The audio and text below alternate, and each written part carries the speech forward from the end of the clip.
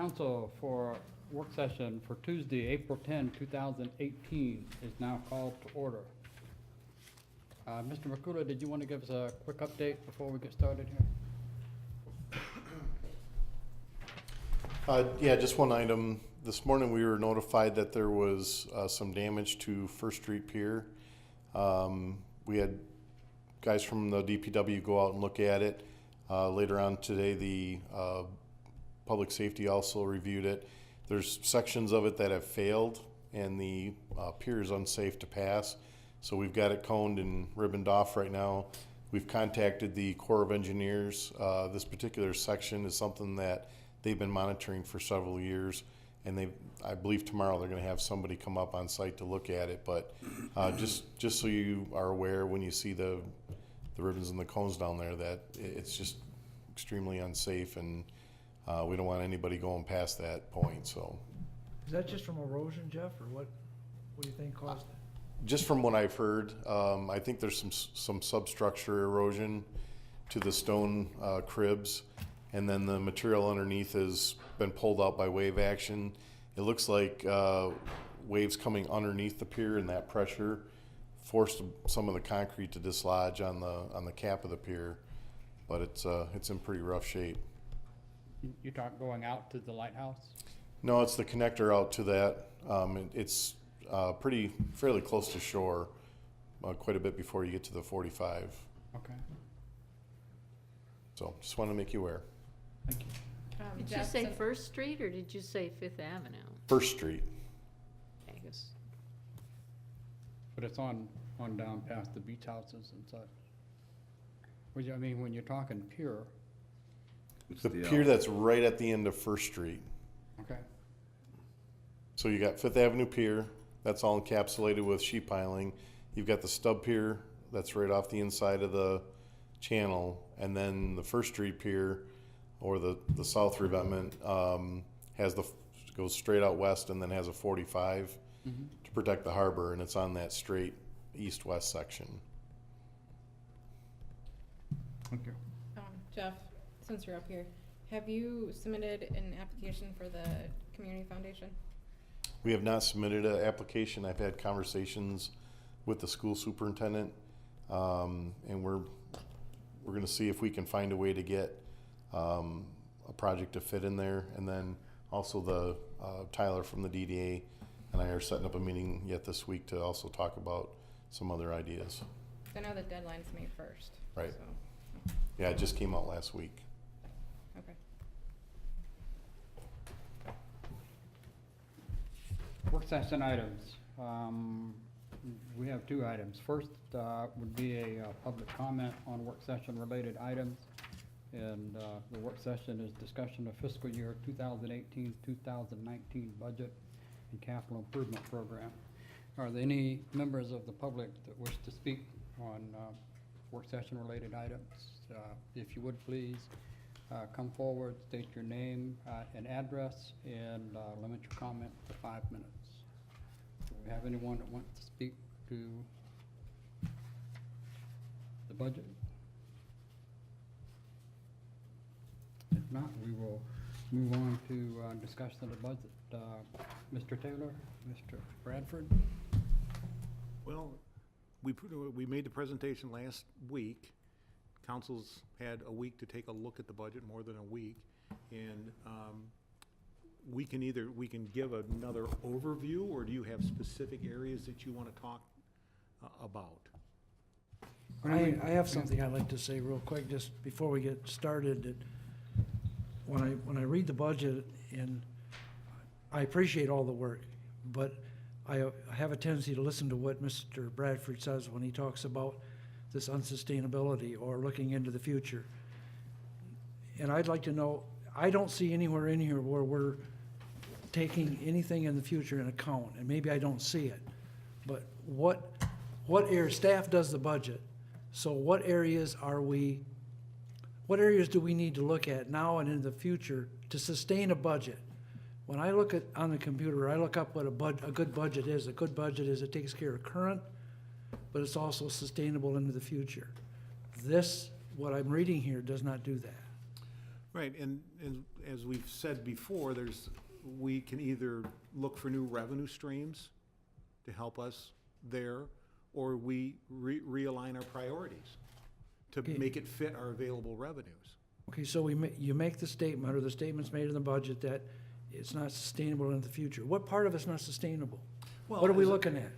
As an example, if we continue to allocate a lot of general fund dollars for streets, we can't sustain that at that rate going forward and still provide other services to the community. So that's why I'm saying, you know, we have to either look at new revenue streams or look at realigning our priorities. As we said, we had I think about a 1 point, what was it, growth taxable value?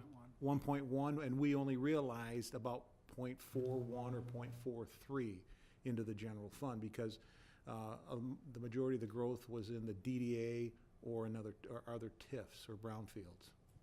And, you know, in what I read about budgets and what other areas are doing, we're following the pattern that other communities, how they do their budgets when there's not enough revenue to go around, not enough money. They don't do their infrastructure. They pick on things like their arts and their other activities that they do. The last thing they look at is our employees and that type of thing. That's the last thing, but eventually it catches you. I guess what I'm trying to say is, I would rather step off the curb right now than step off a mountain later. Are there things that we could be doing in this budget or doing now, even if they're little things, to help ensure that stability into the future? Well, we've looked as part of the budget process, and we meet as a staff and look at where we can cut, come in with a balanced budget, and meet the objectives and the priorities of council, and we've done that. And we're continually looking for ways that we can reduce operations and save money. As an example, Jeff was relating this morning about the significant decrease in the amount of money that DPW spends for sand and salt based on improved efficiencies and new techniques. So things like that, we're always looking at where we can change and adapt based on our revenue streams. But, you know, you mentioned that earlier you said that communities don't do things with infrastructure. And I would take a look at and pat ourselves on the back for what we're doing with our infrastructure. We're putting a lot of money into roads. We're making significant improvements there. And we're putting a lot of money into our underground.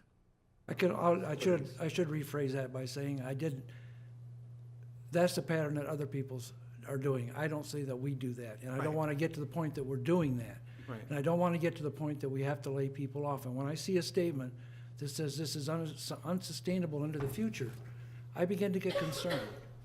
And I said this last year. I was concerned last year. How many years do we go before we really take a hit? I don't know. Maybe. Well, you know, I just coming back to is if we continue to do everything we're doing now without an increased revenue stream, we're gonna have a problem, so we have to look at realigning our priorities. So where are those? Well, one of the things that I brought up before is we're using a lot of general fund dollars for the roads, okay? And I've referenced the street ad hoc committee. They had made the recommendation that you use monies, make some improvements, do what you can, and then go back to the community and look for additional revenues. And they suggested a Headley rollback. So I think we need to start looking at some of those other options.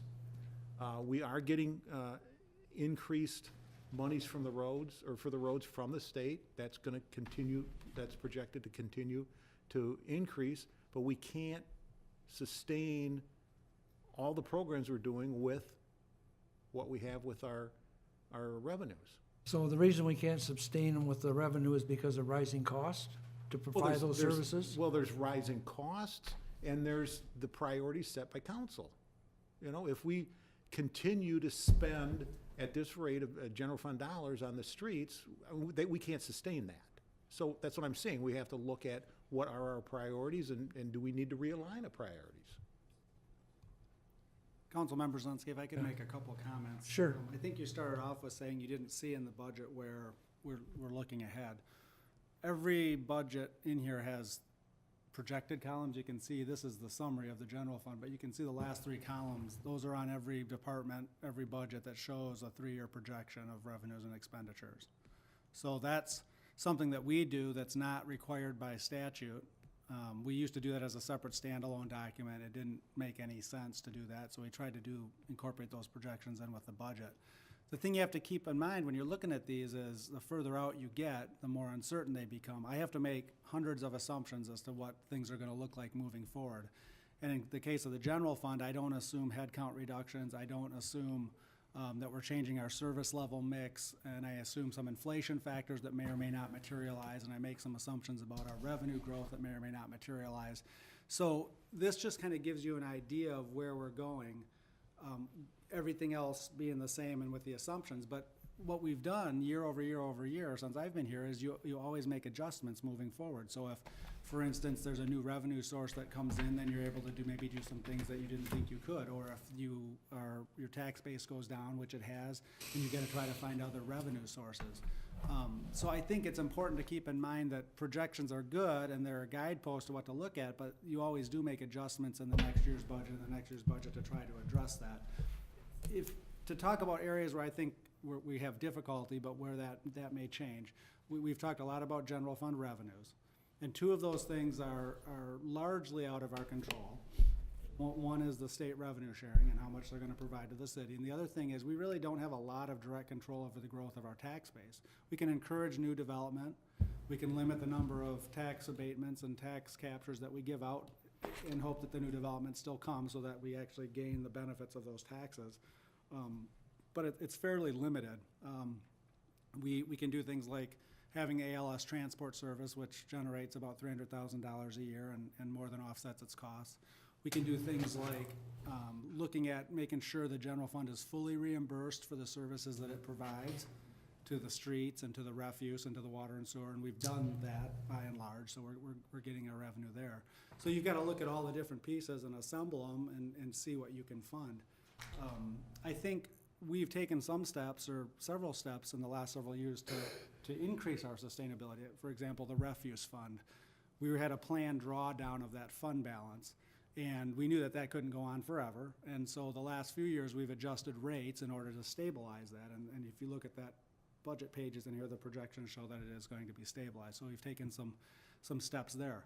The boat launch is sustainable. We were able to even fund a big repair job because it takes in more revenue than it spends. And it wasn't doing that prior to us putting in the auto attendant machine because we used to staff that facility. We don't staff it anymore, so we eliminate all those costs, and we still are capturing, the vast majority or more of all that revenue with the auto attendant and now the pay tube. So those are types of things where we try to gain efficiencies to help stretch those dollars as far as we can.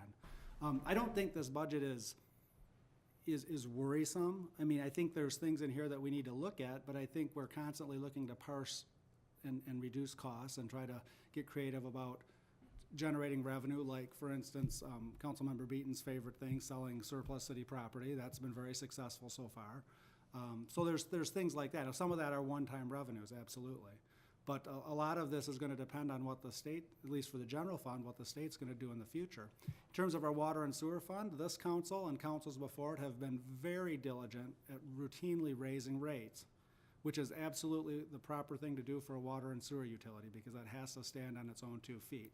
And we did a rate study 4 years ago, which helped with our sustainability there, and we're going to refresh that rate study probably this year, especially once we have a better idea of what the costs for the sewer separation project are going to be. And is that going to mean that we have to raise rates a little bit more than the 3.5%? I don't know, but at least we'll know where we're at. We may be able to get by with that. So I think we've taken a lot of steps over the years to make this budget as sustainable as possible. Using the oil and gas fund like an endowment and not violating that spending rule is a sustainable action. That you can continue in the future and it will grow over time and you will have dividends down the road. So that's something that's done to be sustainable. So I think we've done a number of things in the budget, I guess, to try to address some of your concerns. There are a couple of things that we could talk about tweaking that I would hope that we would eventually get to tonight. One of the things is, I talked to Ed Bradford yesterday, and we talked about the refuge fund. That 1% that appears on our tax bills, we can increase that. So for example, this would be a small change, but something to think about. We have to increase the cost of trash pickup on our, which appears on our water bill. We could take that and put that, we add that to the mill, which I think would be less than 1/4%, right, Ed? Currently, the millage is 1.15, and my back of the envelope calculations without having run through that would be if you added a 1/4 mil, 0.25, if that was something council wanted to entertain, you could pretty much do away with the rate increase this year. But Right. you've got to raise the revenue one place or another. Right, And if you look at the sources of revenue here up on your screen, you can see that taxes are about 40% and user fees are about 58%. Those used to be about 50-50, and actually I think taxes used to be more than 50%. But what's happened since 2008 is our tax base has declined. We haven't adjusted the millage rate, so you have no choice but to raise the user fees, the monthly fees, to be able to make that fund work. But you do have options there. Mr. Bradford, the only reason I was bringing it up is I understand that you work hard and you do the very best you can with what we have. My major concern is I don't want to be in a position where I encumber this current council or future councils when it comes to making decisions about cutting services or cutting employees or cutting staff, if I can do something about it now. And that was why I was bringing it up. If there's any changes or anything that we can do now or I can do now, I want to do that.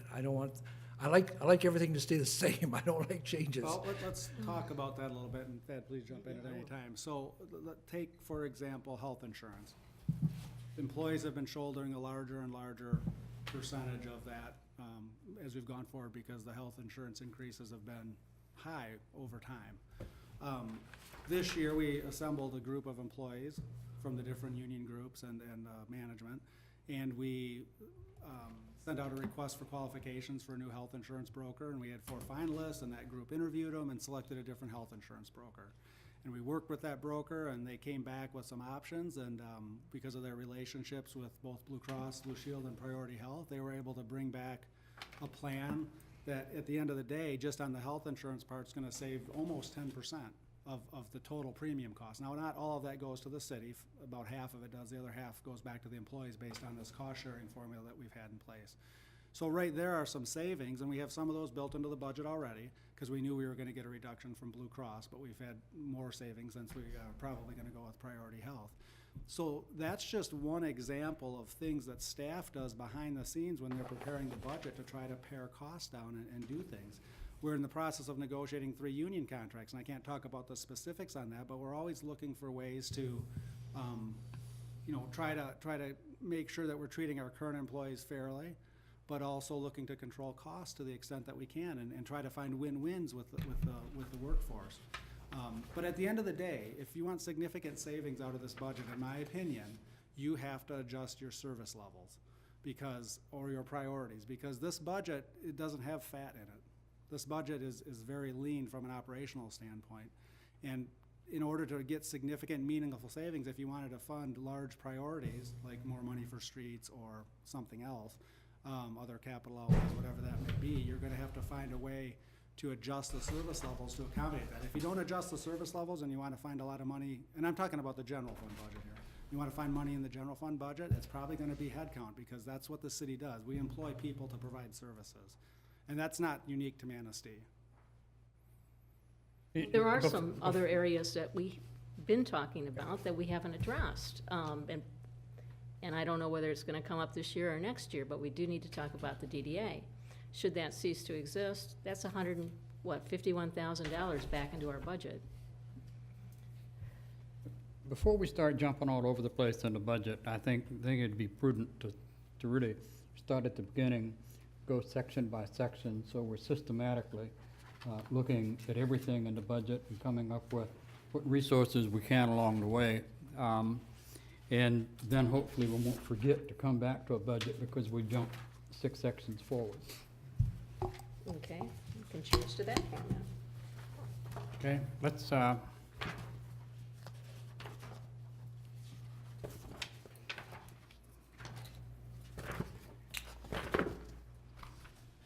into the budget highlights, please. What page you on, sir? 14. 14?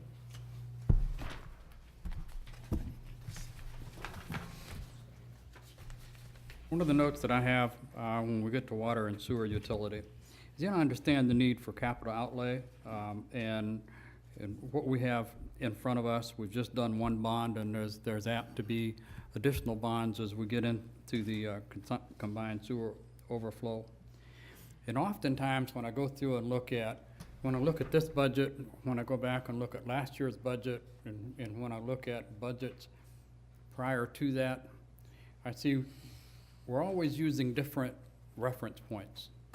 I've got a reference point on water and sewer rates. We go back to 2010 in this particular budget.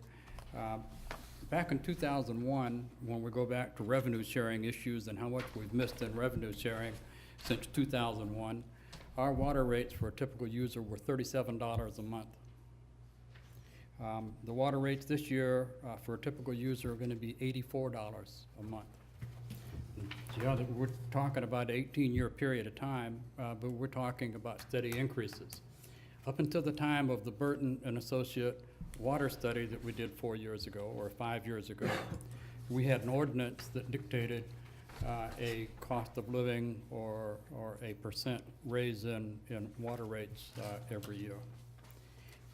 I believe the overall rate, if you take the whole thing, has not been real significant, probably an average of about 2-point-something% per year, but there were some years we had no inflation, there were some years that we had others.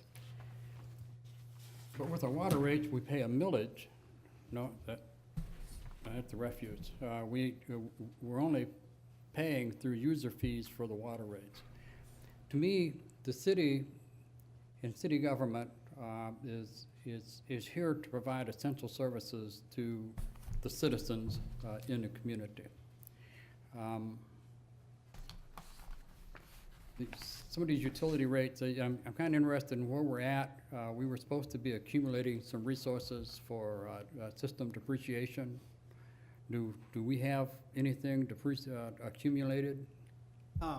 So every year, whatever excess or surplus or deficit that we have goes into the fund balance. And over time, if we stay on track with our rate schedule, we will be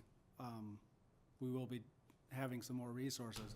The thing to keep in mind is the magnitude of the CSO could trump all of that. It depends on how much that project costs. So right now, best case scenario is that we're going to be able to cover any increased debt from rural development through bond payments that fall off. I am projecting that we're going to have a cash flow issue in maybe about 1.5 years or 2 years that Jeff and I and Sean are going to have to work through and figure out how we're going to manage that. But it all has to do, there's too many variables to really systematically work through that, but there is some issues there that we'll have to work through, and you know, we'll keep council apprised of that. So depending on the cost for the CSO, there may be, when those other bond payments drop off, enough to cover that, and then some of that money will need to go towards the utility portion of street projects. That's kind of what it's been slated for. So that's what we're working towards, but there are factors that the DEQ is requiring that, you know, that sometimes curtail that. One of the things we'd like to do this year is to have Burton and Associates, it's actually Stan Tech now, come back and refresh that rate study. Because I think that was long overdue when we did it 3 or 4 years ago, and it probably needs to be redone again, just to make sure that we're still on the right track. But I want to wait until we have a better idea of what the cost situation is going to be and what the debt situation is going to look like before we do that. I have a question, Mr. Bedford, and that is the $400,000 from Filer. How does that fit into water and sewer? That was budgeted in this year's budget. We've received it. It's my intention to set that aside because I think that can help to cushion the cash flow issue that I foresee coming up in a couple of years. So that's what I'd like to do, is set it over here and not use it until we get a better idea of what that cash flow is going to be.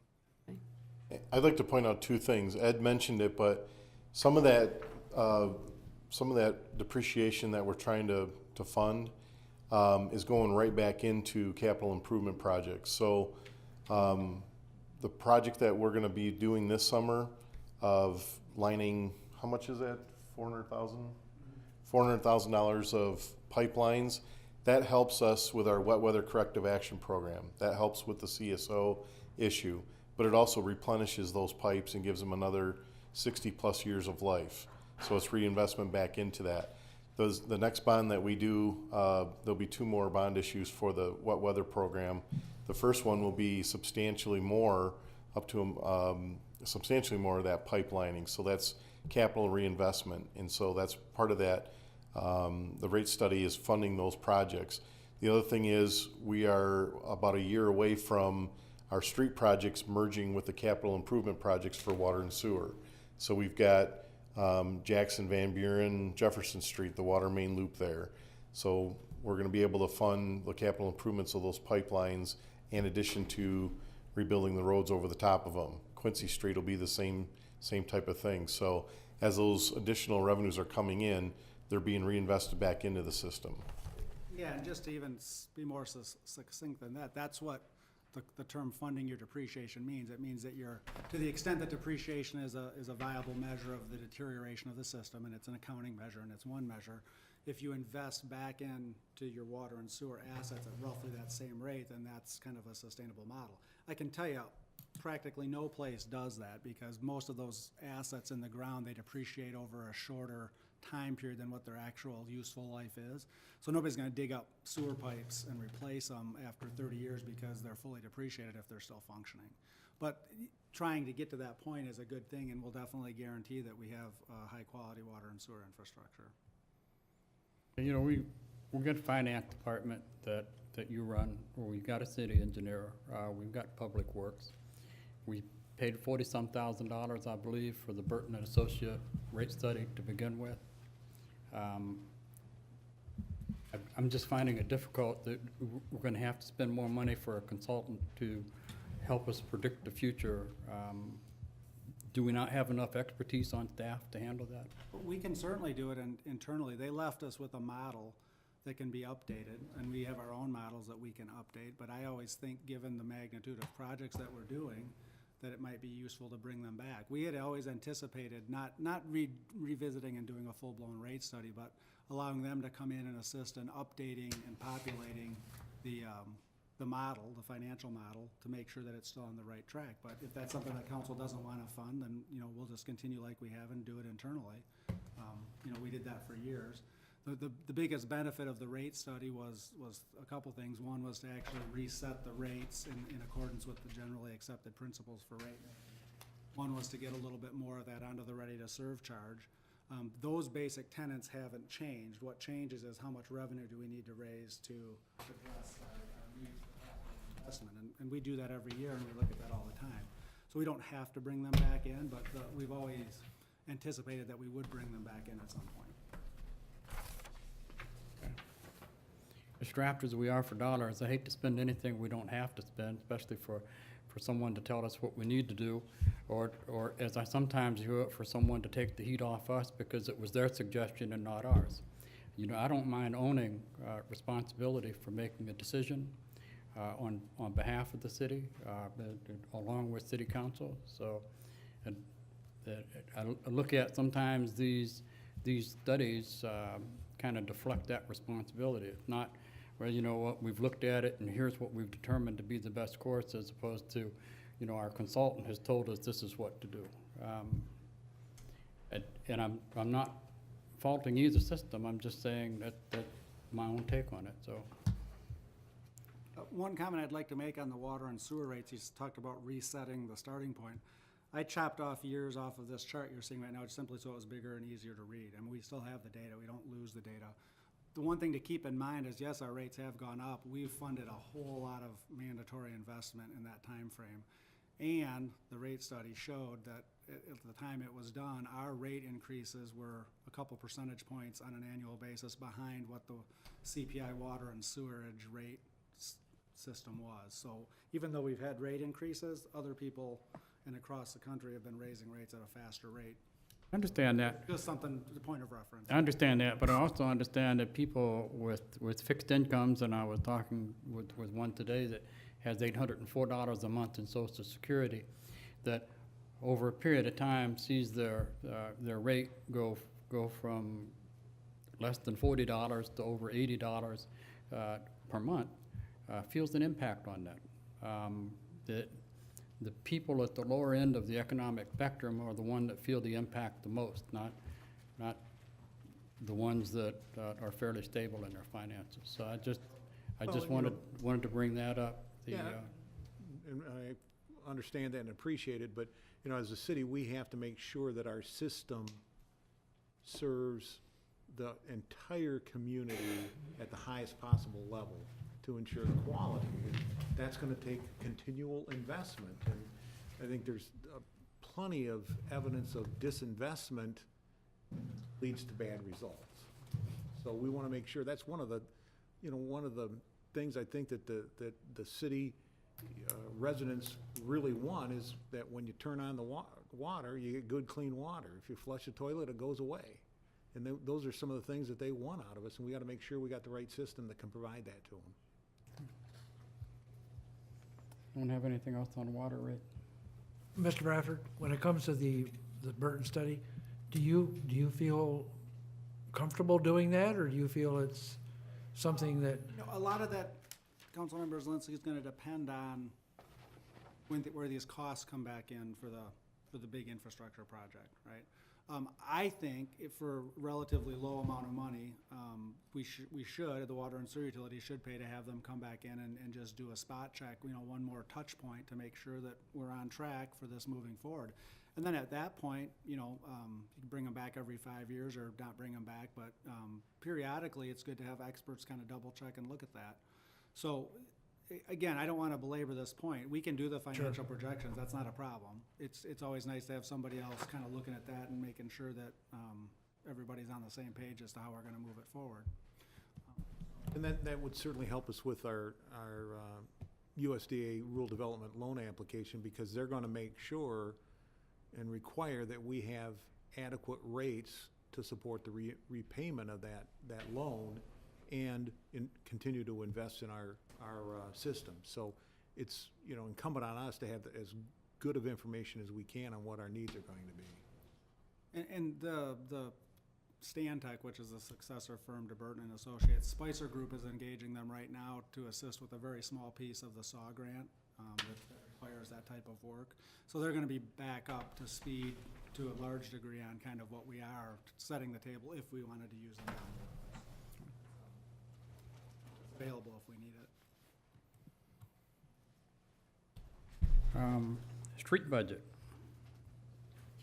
It's a favorite of many people. It's already been spoke about a little bit, and then we get to particulars of it, I think, as we go through there. But I think some of the numbers that stick out to me is that it indicates that some of the $1.9 million of 19 blocks projected are gonna be funded by water and sewer utility. I'm assuming that's going to be water and sewer work as opposed to strictly road work. Is that true? Or Right, we try to align the street work with where there's also necessary water and sewer needs. And so we try to align them as best we can, so we can really maximize the dollars that we do have. But we're not taking water and sewer money to fix streets. No. What, Well, yes, actually we are. Jeff can a little bit, Well, but what, not because just to fix the street. right. Right, exactly. So what's driving those projects is the pipeline upgrades. So where we've got a water replacement or a sewer upgrade, we've come up with it's actually a standard formula for the trench width and the amount of street that's impacted. So to replace those pipelines or do those capital improvements in the water and sewer system, it's gonna require excavation, that requires repair to the streets. So the water and sewer is funding that proportional section of that. And then we've aligned the transportation improvement program so that at the same time that we would be repairing just a ribbon over the pipeline, we do the complete restoration of the entire street segment. Okay. And, yeah, so in the case of this, you can see this is the transportation improvement worksheet that Sean and Jeff put together. And you can see these numbers over here in blue that I'm highlighting here, well, the 326 and the 438. Correct me if I'm wrong, Jeff, but that's part of the capital corrective action plan. And those are very, very deep pipes. Yes. In order to get to those, you have to cut the whole street from curb to curb to basically to get to it. So the water and sewer fund naturally is gonna replace that. If it was a shallower pipe, it would be a smaller trench, and then the streets would pick up the portion that's not covered by that per engineering calculations. And that's very similar to what we've been doing with the sewer separation projects for the past 30 years. Yeah, so for example, the SRF won't fund, they'll only fund the minimum trench available, and if we wanted to total, so that you would have existing asphalt and they would pay to resurface the middle, the city has routinely resurfaced the whole thing. Correct. And paid for that other piece out of street funds.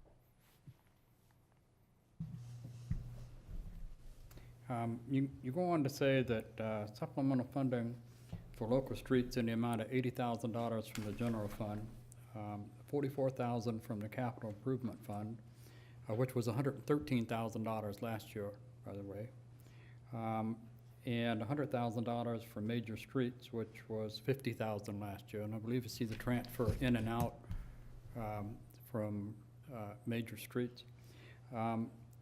And everybody keeps talking about the $600,000 that we need for local streets. And I sometimes get the impression people think that $600,000 for major and local. The ad hoc street committee was addressing the needs for local streets investment of $600,000 a year. We often don't get to that point. As a matter of fact, I don't think we have on local streets in the past. So.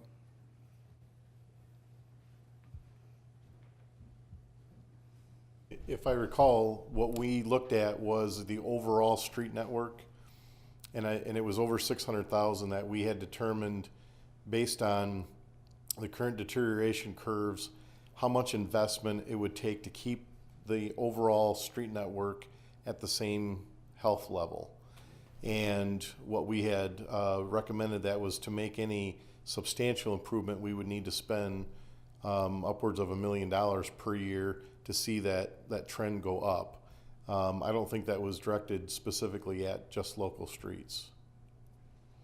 And so what we had tried to do after that street ad hoc committee was group major project or major street projects in one year, then go to local streets in the next year, and kind of go back and forth, trying to, as opposed to doing one technique with major streets and another technique on local streets, we try to bundle those up together to get the economies of scale.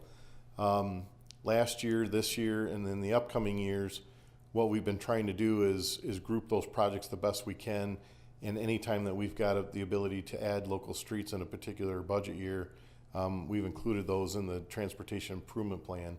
So that's why you see in the upcoming budget there's substantial work in both local and major.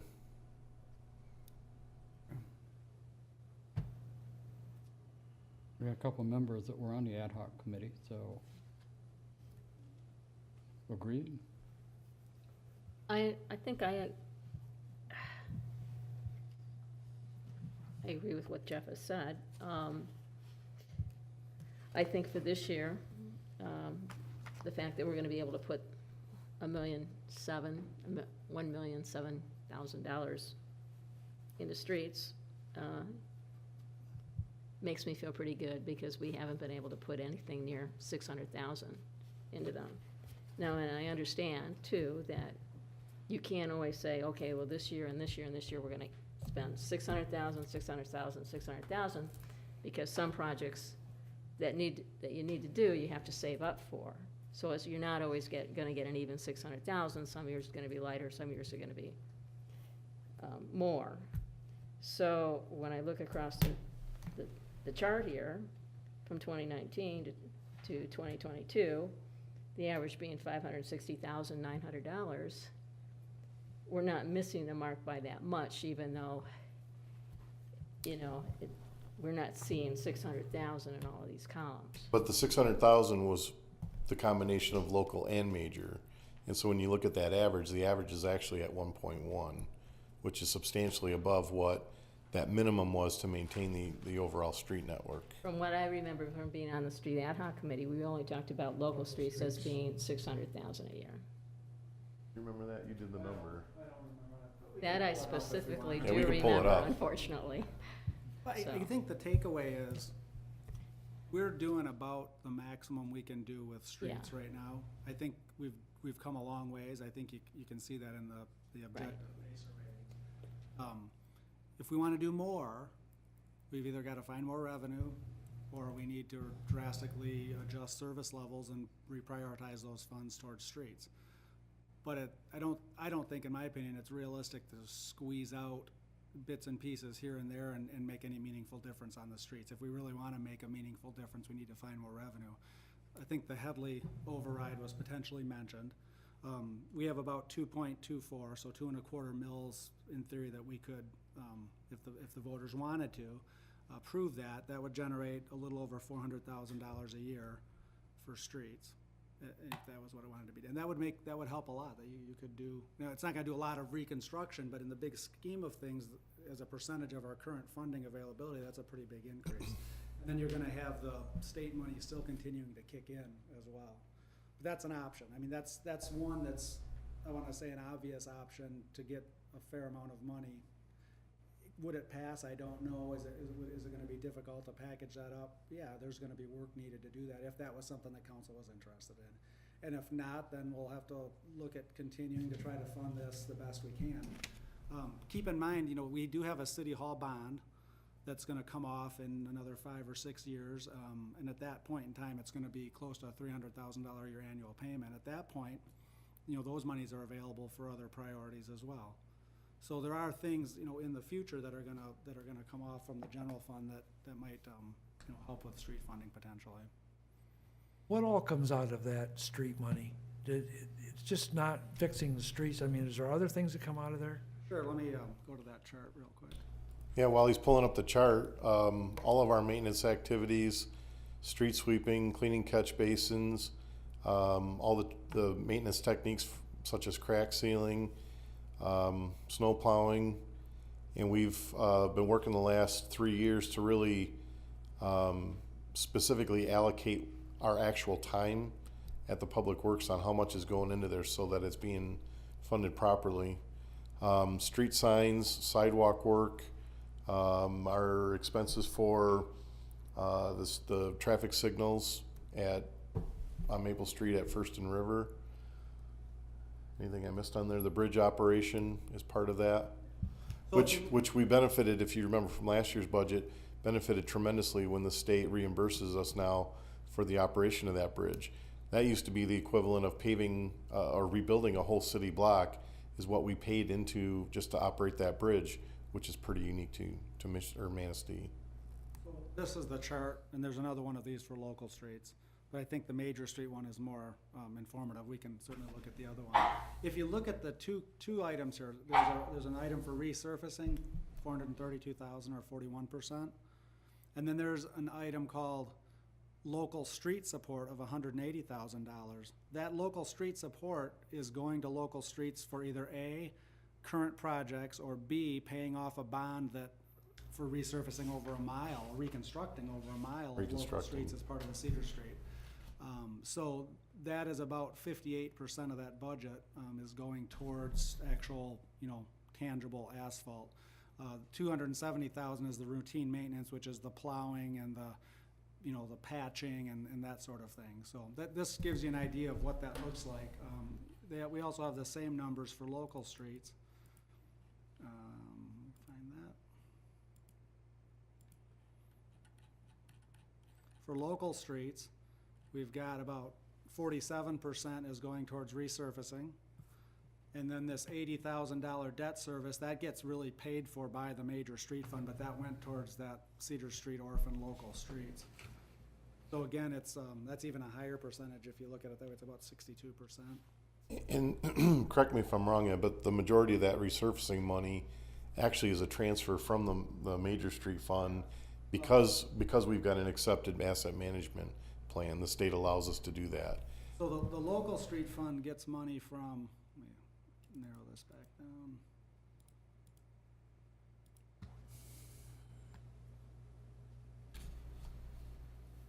Get Public Act 51 money for local streets also, don't we? We do, About but it 25. almost entirely covers the routine maintenance and activities on it. There's very little left over for construction.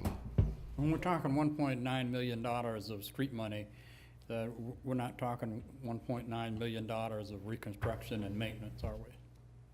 Yes, those are heavy maintenance items. Those are not the $9 just million in this correct. That budget. doesn't. Heavy That's not the maintenance annual item? routine maintenance costs. So those are just capital projects. The 1.9. And as we talked about, part of that is the sewer, but a lot of that's the trench and the reconstruction and the asphalt for that. This chart here, to answer the earlier question, shows the flow of funds. You can see, and it shows actual for 16 and 17 and what was budgeted and will be actual for 18 and then budget 19 and then projections. But you can see that, and this doesn't break it out on this chart between major and local, but you can see we're having about over that 7-year period, about almost $3 million worth of supplemental funding to streets. So that's on average about $430,000 a year. A lot of that is coming from the capital improvement fund. A lot of it's going from major streets to local streets. There's some grants and reimbursements in there, and then there's money coming from the general fund, which we've tried to increase. It's gone from 70 to 75 to 80 this year. We have it projected going up $5,000 a year. And again, that'll be subject to conditions on the ground when the budget's being prepared in future years, but that's what we're hoping to be able to do. One thing I'd like to point out on the grants, we had programmed into the transportation improvement program that you approved last year was a grant to rebuild Memorial Drive from Washington Street out to 31. With the senior center development not occurring, that lost our eligibility for that particular grant fund. So we have sought in later years a different grant source for a different segment of streets because you've got to match those up. There's no existing grants out there for the local streets, but there are 3 or 4 that are available for major streets. So we're always looking for ways to leverage our money as well. I thought part of the brownfield for the North Channel project was to cover repaving of Veterans Memorial parking lot and to take care of Memorial Drive from US 31 back to Washington. That's certainly, that money is programmed for that, but I don't remember how long it would take, but the money's not available to fund that whole project. So we couldn't finance it through the current funds without that grant money. What we had programmed in was if we received the grant money, then we could use that captured TIF revenue as our local match to that grant. And to clarify, Mayor, that tax capture is a 30-year project. We're in basically year 1. Right. And there's the sewer line project has first priority on those tax recapture funds. The Memorial Street repaving was, always down on the list on the priorities as those funds start to come in. Right. I think the sewer upgrades almost ate up everything in that, didn't it? It's On going the to be a capital. lot of it, and we can rebudget those as well. but, That and then we also extended the water main to serve those 2 projects. But getting back to what Roger said earlier, I would just like to add that we can't count on the funds from the selling the property, but let's not forget that we've got $1.2 million worth of property on the market. Now, I'd like to think between now and at least 2022, we're gonna see 500,000 of that. I mean, that would be my personal projection, that will go directly into local streets. So we can't budget for it, but it's one of those things that hopefully will be a revenue stream that'll happen over the next few years. Incidentally, I'm meeting with both the engineers and the paving contractor tomorrow to try to hone in on the ability to spend those funds in the current budget cycle. Great. So we could, and we'll have some more information for you next Tuesday. I have a question on the major streets. On the chart for page 132, it says traffic services, and it's increased 10,000 for our budget. What does that consider? Yeah.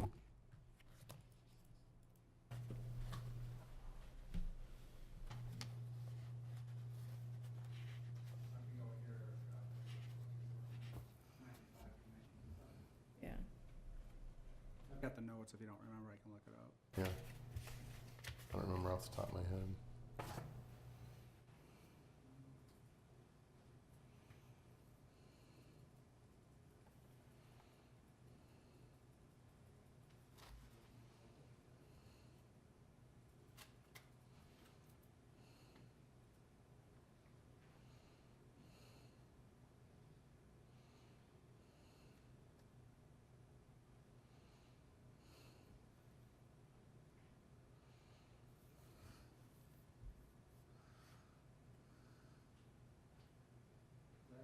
Well, I think there's a little bit more signs in there than there were in the past. I know that was part of Pavement it. marking every other year. Oh, yeah. There's two things that we're doing. We stripe the major streets every 2 years, 2 to 3 years. So we're anticipating that we put money in. It's about between $6,000 and $8,000. The other thing is we're starting a kind of an audit on all of our street signs, and my intention is to get a lot of those upgraded and improved. But that's only for the major streets. That's just what's showing here. I think we did it in both. Well, the striping is just for the major streets. The signage would be for both of them. Okay. But it wouldn't be, yeah, it would be up, but not as much. Because I would think, I mean, if we need to take money from somewhere, that's probably not a priority, right? That's something that we can mark as, It is a priority. Absolutely. The striping, we're talking about the center line striping, oh, okay. and then the traffic signs, we're behind in our sign maintenance. So and I'm not trying to do it all at once. I'm trying to just improve that program.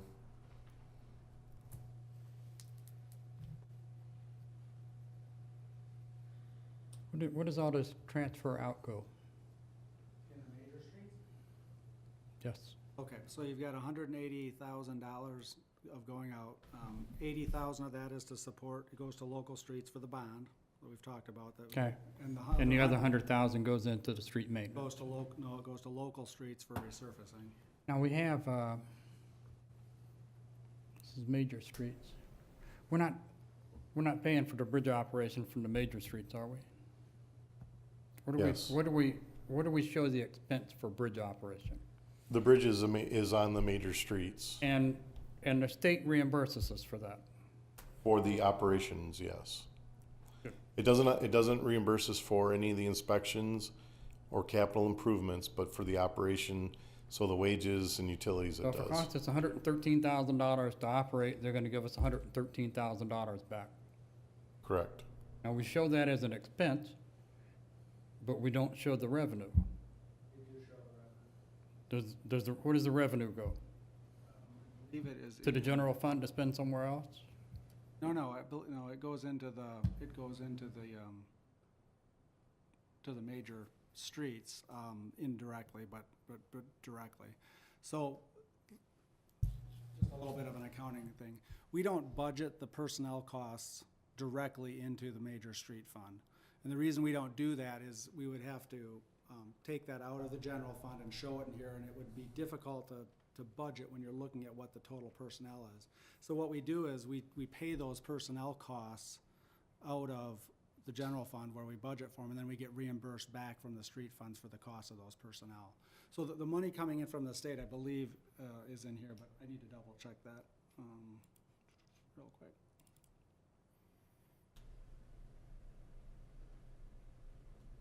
Yeah, so you see here where this 202,626 charge for service, this line item right here, we've got about $119,000 of money coming from the state. So that's a little bit more than what we show here for 106, but it also has to pay for the utilities, the water, the electric, and the natural gas. So the money that comes from the state for the bridges goes to the charge for service line. The other part of that is the US 31 contract. I know the budget says easy to read format. It's not necessarily easy to read if you're not a finance director. So we try to Or walk a a budget fine writer. line between showing just numbers, which some people like to see, and describing every single line item, which isn't good budgeting practice either. So that's part of the reason we have these work session discussions, is to be able to answer those questions. A good little note, though, at the beginning, it shows like the percentages, the increases or decrease, but then you get away from that, and I actually like those. We can certainly add that. I've tried to avoid doing it in this year's budget for a couple reasons. One is I think the presentation looks cleaner. Right. We can do it if we want to add something, you know, down here at the bottom that shows the change year over year and the percentage on a, you know, an aggregate basis rather than every line item. You know, we can do it however council wants. We thought this was an improvement overall on how the look and feel was. But if that's something council wants to add back in, we can do that in future years. I looked at a number of different budgets because we had an opportunity to kind of restructure this a little bit, and this is kind of striking a happy medium between what most places do. Some places roll up their costs more, they show just personnel, fringes, and operations. Other places show the same level of detail, but they don't do projections. I didn't see anything that showed percent change and amount change on a line item basis like we did in past years, but if we want to add that back, that's certainly doable. If we want to, you know, just do it on the totals, we can do that, however council's comfortable with that.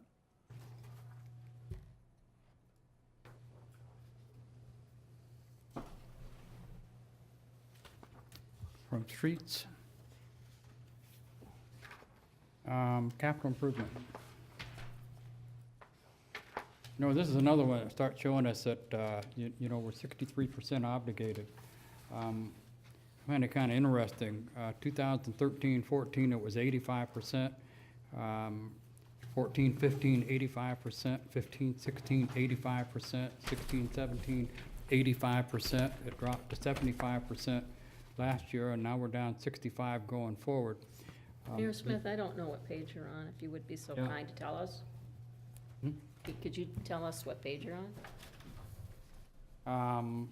It's from the 13-14 budget because they don't show it on the budgets past that. Oh, okay. You can certainly look at it. You know, I think some of the challenges we have right now is until last year, 85% of the capital improvement fund was obligated to debt service on projects that were done in the past. Ramsdale roof, Ramsdale heating and cooling system, loan to the marina, along with internal loan. Application, the roof note's been paid off. And part of the amount that's obligated, if you look at this chart right here, the 72,000, that was for the bond, for the portion that reconstructed all of First Street, from where the sewer separation left off down to the waterfront, the roundabout, and continuing on down.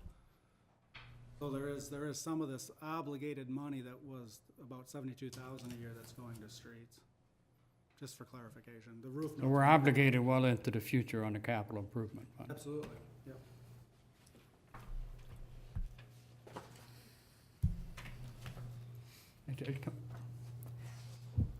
I kind of get lost on the idea of capital improvement and capital assets and stuff. Is there any similarity between the two?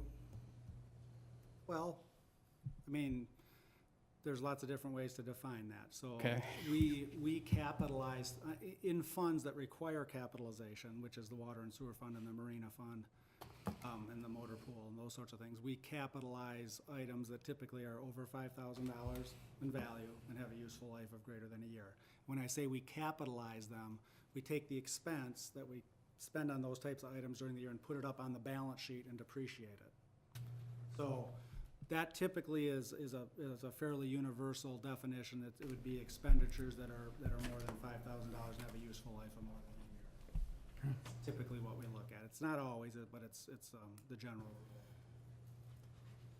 rule.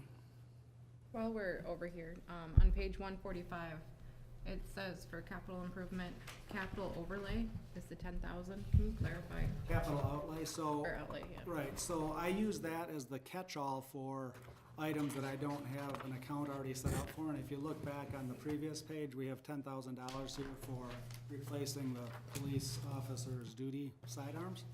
And Chief Kozel can talk a little more about that if anybody has any questions on that.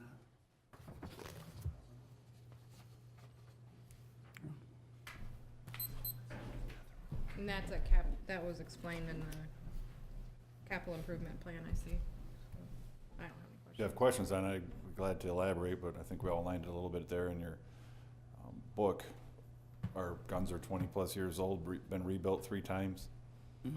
Definitely in need of transition. State police has transitioned from 40 caliber, which we have, back down to 9 because of studies. We'd like to try to stay with status on that also. So we also have built into that a buyback program with our officers, which will then put money back in to decrease that cost of that purchase, so they can actually purchase their own weapons, or the FFL will actually give us credit on those guns that aren't purchased. Is that something you can apply for the grant from the sharing board, or? We can, yes, that can be a possibility. We have other things that we're targeting with that, which would be the fall. Right. Tasers, we're in need of just other things, so just try to prioritize, and this right here is a priority in my mind. Is there any particular reason why it didn't come out of the police department budget? Just in discussions with Ed, I asked him if we could do something in a capital area, and this is what he decided would be the placeholder for it.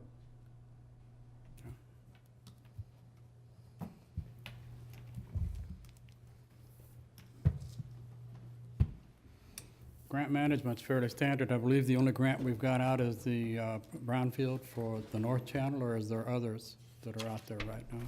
I'm sorry, I didn't catch the first part of that. Grant management?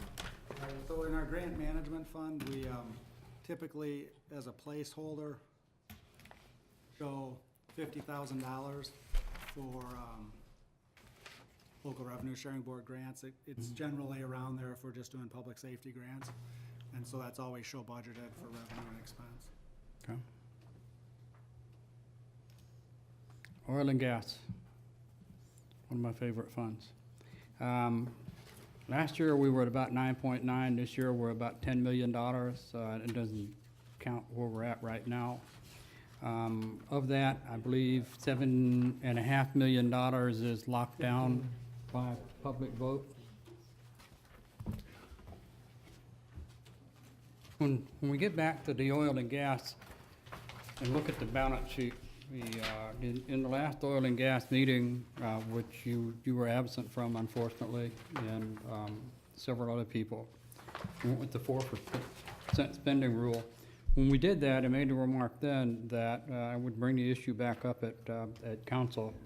I would like to take $200,000 additional out of the oil and gas fund this year and apply it to local streets in the next year budget. With appreciation and interest, and I know there was some concerns in the meeting about we don't know how long we're gonna be able to pump oil out of this well. You know, I went back in 2007, they had the same concerns. It's still pumping. Royalties are down from where they were in the past, but I keep asking the question, you know, is our goal $12 million? Is it $15 million? Is it $20 million? What is our goal for accumulating funds before we start spending some of these resources to the benefit of the public? As Mayor Pro Tem Zielinski pointed out a couple of sessions ago, you know, we're gonna have gravel roads before we get to fix them with the condition of some of these streets. And it is a priority of council. It deserves to be a top priority for the residents. And yes, we need revenue streams when you've got $2.5 million sitting there that's unencumbered and available. And you look at the balance sheet for oil and gas with the projected interest and the projected appreciation and such. It doesn't appear to me as a novice investor that we're really gonna hurt ourselves by taking another $200,000 out this year and advancing whatever repair work we can do on streets. Sir? I agree. That's a rated A fund, and it's raining. Yes. Yeah, I would have to agree with that too. I agree 100%.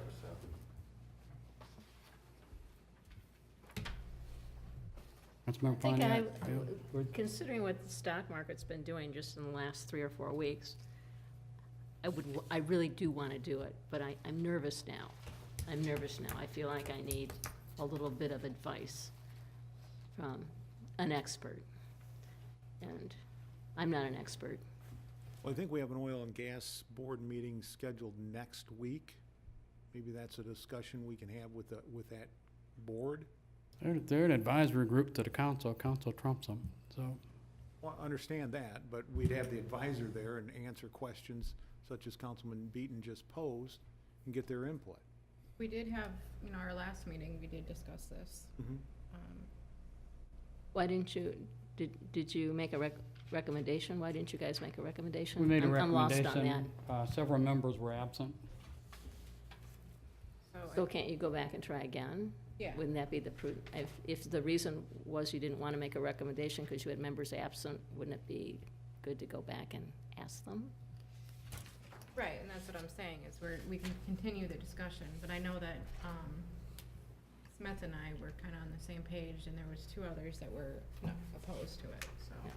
No, I'm not unopposed to it. I just would feel more comfortable with the market. It would have been a 3-to-1 vote, 2-to-1. We had a bare quorum at the last meeting, so Okay, so still confused why you didn't just do it then. we didn't do it. You didn't But do it. if you look at the minute, you say, I would carry it forward to the council meeting, so. I make the recommendation regardless of what the board says. I think it's prudent If to I'm the spend only the one money. here that feels that way, that's fine, but that's the way I feel. But then the market just has me a little bit nervous these days, that's all. And I'm not an expert, so. Yeah, just one thing that, I would suggest to council, you've impaneled, I think a very quality commission with a lot of intellect in terms of how this fund operates and how the trends are going, and I think I would give them an opportunity as a full commission to weigh in on this again. Understand it's council's prerogative, but we have that commission for a reason. And it could turn out and I think we just need more discussion on it, if you take 200,000 out of it and the market tanks some more, it still could be a good investment for us. I just feel like I need to know the numbers better or have somebody take a look at that scenario. That was exactly the discussion that we had in the past, was taking money out could hurt the value of that account if it tanked. That's what they talked about before, when we took it out. I might weigh in Yeah. on this a little bit. Previous oil and gas boards have passed resolutions that said they don't advise violating that spending rule, which has been ratcheted down to 4% as the fund has grown to be more sustainable. And I hear a lot of concerns about sustainability. My concern is if we start taking money that's in excess of what the spending rule allocation dictates, is that we are no longer managing this fund as an endowment at that point. And by not managing it as an endowment, you do a couple of things. You are shortchanging future generations because there's a thing called intergenerational equity. That 4% and the asset allocation that fund has is designed to fund a sustainable stream of ever-increasing revenue that keeps up and sustains the purchasing power. But we're also investing that fund in assets that can lose value.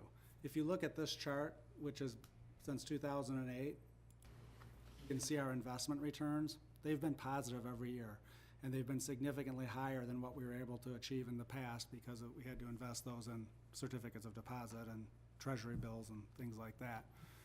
We've not had a bear market. We've not had a recession. We've not had a negative stock market in that 10-year period. That is coming.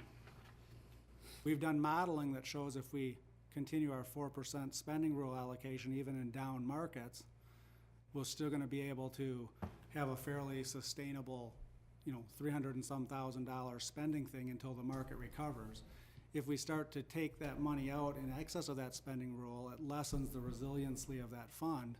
And at some point, it may be that we have to stop investing those monies like the law allows us to do in risky asset classes, because you run the risk, potentially in a bad market, of dropping the value of that fund down below what the protected amount is. That's allowable if you're managing it as an endowment. But arguably, if you're taking out more than what the sustainable spending rule is, you're not managing it as an endowment, and that's my concern. The other thing is, taking additional money out of this fund is kind of like eating your seed corn. Jim, you've talked a lot about defined contribution plans and the magic of compound interest. This endowment works exactly the same way. You have that compound interest over time on a ever-growing corpus, and you're gonna generate more and more and ever-increasing amounts of spending over You know, time. I realize that, but you know, can you tell me that street maintenance is gonna get less expensive than it is today? What Every day we wait and deteriorate our streets adds more to the maintenance cost. The streets that are at Pacer ones that require reconstruction will cost more as the material costs go up, but they're not deteriorating any more than what they are. They have to be reconstructed anyway.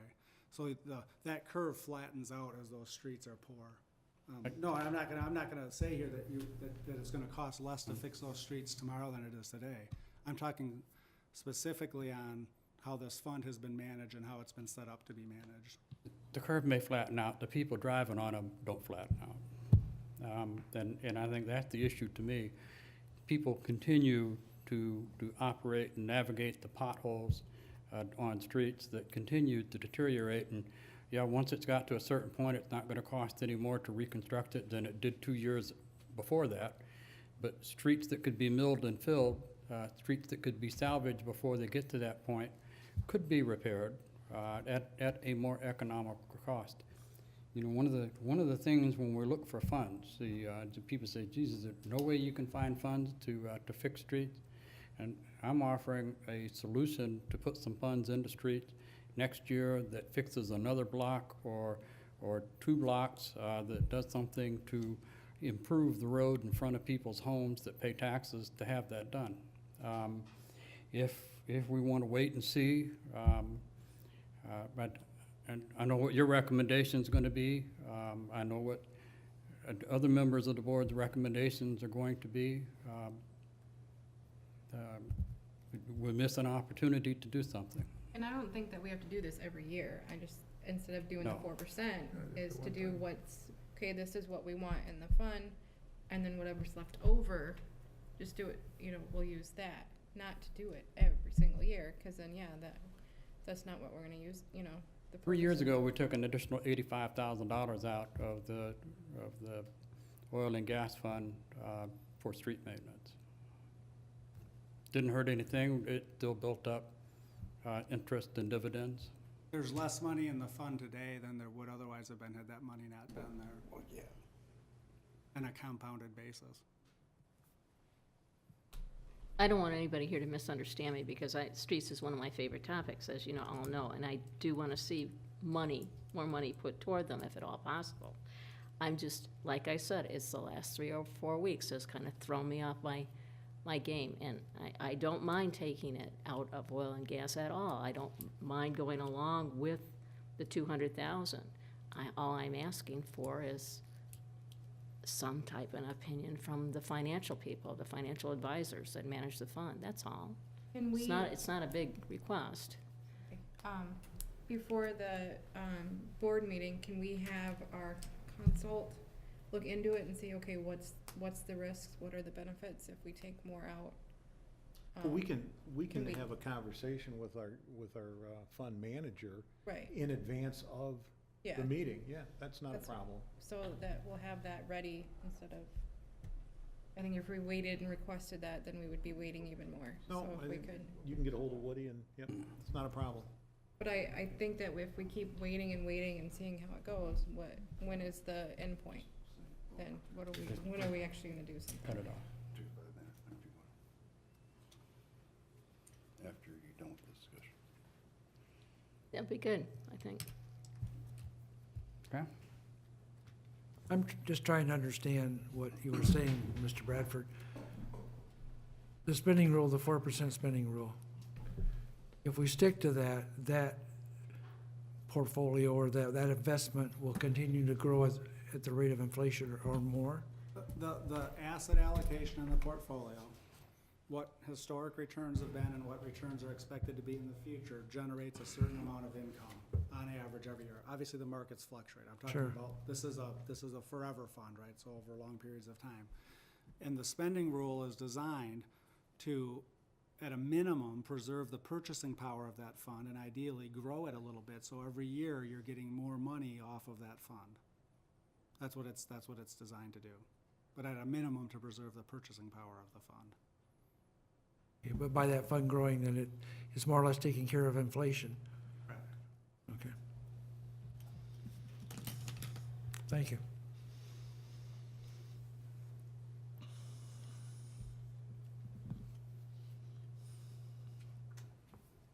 Motor pool fund.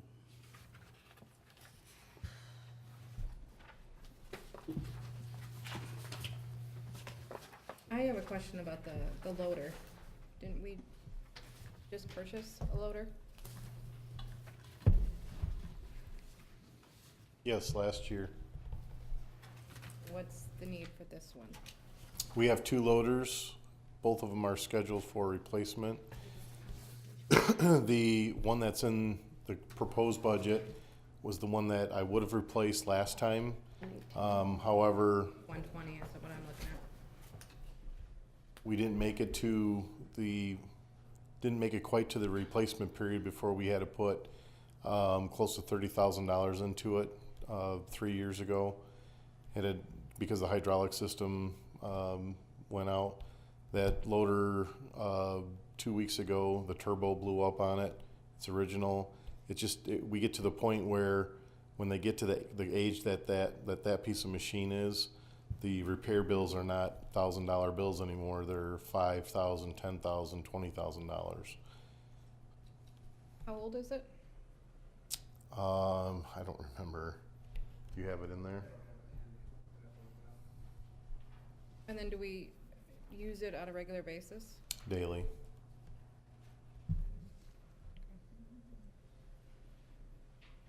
The dreaded red at the bottom. Say that again? What? We're gonna be that much short? Where are you looking at? Councilmember On page Zalinski? 120 at the bottom, it says total motor pool. Right. So the motor pool fund, as we've been operating, it isn't designed to be self-sustaining. It's never had enough revenue to be self-sustaining. And if you go back in the history of when the motor pool was first implemented, when they sold the Dune subdivision, it had the 550,000. They drew that fund down very rapidly in the early years because the fleet was in really bad shape. And then they built it back up and it fluctuates. And so what we've tried to do, we've tried to build this cushion. The motor pool acts as a cushion to help fluctuations in our equipment needs so that the general fund and the water and sewer fund can have fairly regular payments that grow at some inflationary rate coming into this fund. The motor pool's fund balance itself absorbs any fluctuations in year-to-year expenditures. With that said, as I mentioned when I did the budget presentation, in which I've discussed with Jeff and with Tim, who are the other 2 members of the motor pool committee, we are going to have to make some adjustments, as we do every year. We evaluate the fleet and we look at it. But moving forward, if you look at the equipment needs, there's going to be a time where we're not going to be able to replace things as early as we'd like. So we're either going to have to extend their lives by doing better preventive maintenance, we're going to have to adjust the fleet size or makeup, or we're going to have some more money going into the motor pool. But we've dealt with that in my whole 16-year career. You make those adjustments every year. But the answer to your earlier question about is the motor pool sustainable, the motor pool isn't sustainable right now with the projections we have, but we'll adjust those projections and extend lives out and make it sustainable. We do need to, if we want this to be a self-sustaining thing, we would need hundreds of thousands of dollars more a year to go into it, and we don't have that kind of money. So we have to adjust other aspects of that. So I'm not concerned about a deficit in this particular year, but I am concerned about deficits moving forward, and we're certainly going to have to adjust those and, extend the life of the pickup trucks or downsize that fleet a little bit or whatever the case may be. We kind of fund the motor, the departments don't fund their own they don't have their own motor pool fund, is that? So this topic has been brought up before. Each department that has vehicles pays a certain amount of money into the motor pool. And the question has been asked, is that totally reflective of what the costs of that department actually is? And the answer to that is that it's partially reflective, but it's not scientifically reflective. So for example, and I'm just gonna pick a number here, you can see all these equipment rental numbers here. You know, there's about 37, 74, 104, $112,000 a year in the, in previous years in the water and sewer fund budget. We raised that up this year because the cost of the Vector, as I explained, is gonna go up. But is $150,000, if you ask the question, is $150,000 the right amount that the water and sewer utility should be submitting to the motor pool to fully fund all of its equipment purchases over their expected lifespans and then replace them on a rotating basis? The answer is probably no, but it's also no for the general fund because there isn't enough money going in the motor pool to do that. So we can look at what the number should be for each department. So for example, the police department, that's a little bit easier. They have 5 cars, they have a certain lifespan. We can say this is, you know, what we think that money should be, and it might be higher than what they're paying right now. And maybe the parks department is lower. But in aggregate, the in this year, $67,000 in revenue that we have coming into the motor pool isn't adequate to maintain that fleet size and frequency of replacement currently. So we have to make adjustments moving forward as we do every year. Does that answer your question? Yes, somewhat. I'm just thinking maybe it's time to take a good hard look at the motor pool and maybe readjust or do something different than we're doing now. Well, we can quantify, and we will quantify what the true costs are to the best of our ability by department. You know, that's been requested, we can do that. The question is, how are you gonna fund that? Because it's gonna be a lot bigger number than what's right here. And it gets back to there isn't enough money to fund that unless you change priorities. So we can calculate that number so that you can get a truer cost picture, and we'll do that. I'm concerned as well. I mean, last year our budget was a lot more than the previous, and then it's the last 2 budgets is gonna be a lot more than what it usually is. So I think we need to look at the motor pool and see what we can cut out of it.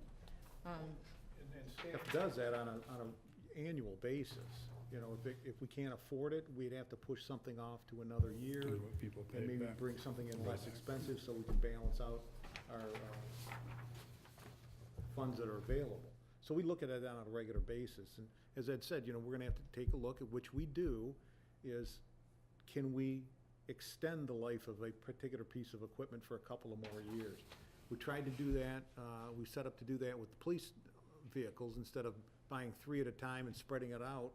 And we're going really good until somebody blew a stop light and T-boned one of our vehicles. So that kind of put that back a little bit. But we do those things on a regular basis to adjust and try to make improvements in the fund. One of the things that Ed and I have worked on for the past 3 years is trying to eliminate the bubbles that happen. Just like Thad mentioned, when you've got to buy 3 or 4 police cars at a time or 3 plow trucks at a time. So we've tried to spread out all of our plow trucks so that we're doing those every other year. And it's painful to spread those out because we're behind. We're trying to, the bubble's here. We're trying to spread those out and delay it. Our pickup trucks, we're trying to just book those up about on a yearly basis. When we looked at these numbers, that's obvious we're gonna have to spread those out a little bit further. We've, in the past 2 years, have really increased how robust our preventative maintenance programs are. I've already saw it in the budget, this current budget year, that we've spent a lot more than what I budgeted in preventative maintenance, but our repairs on the vehicles have gone down even greater.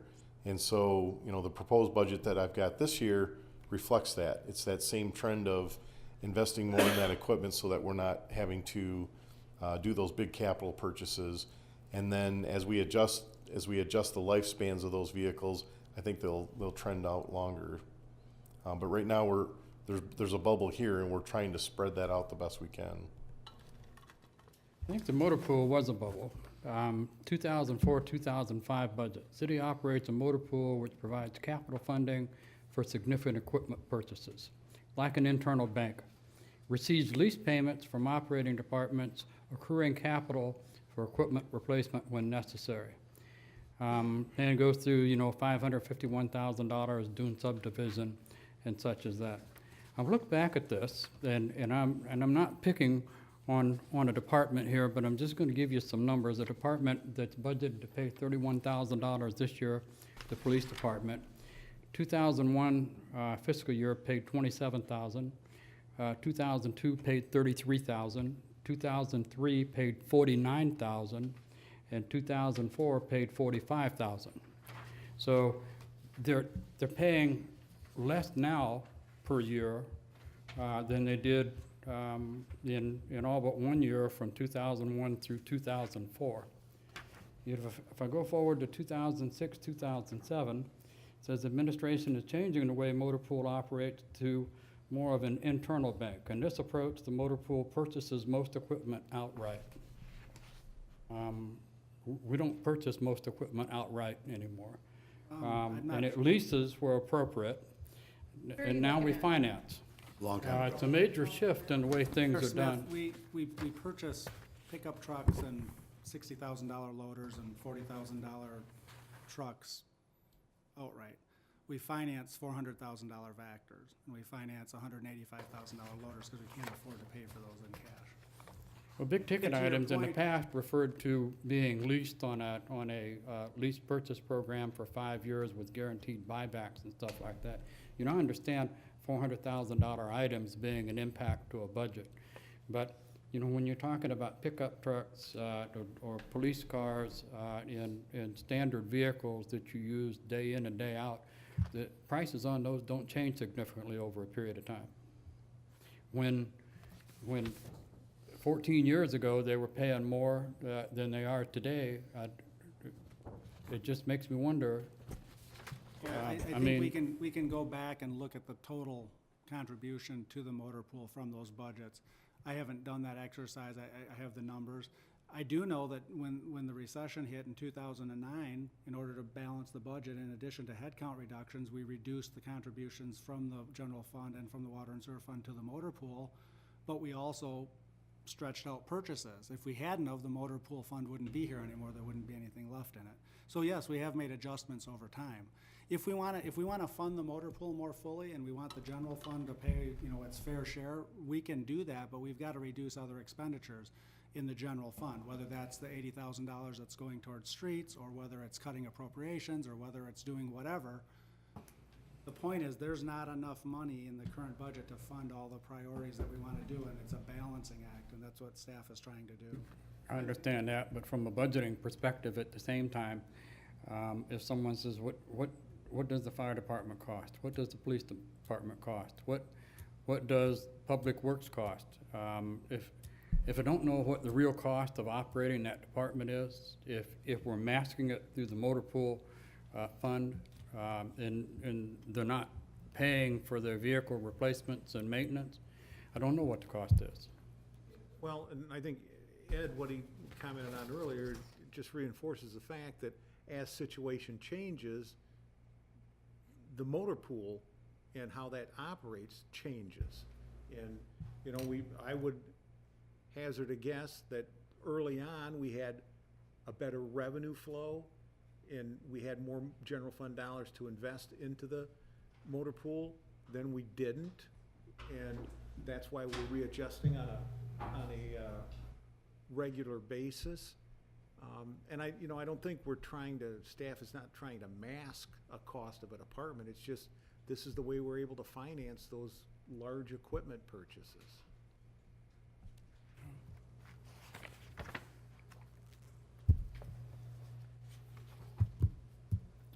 Refuse. Bill's gonna increase 70 cents a month for all 3 different levels.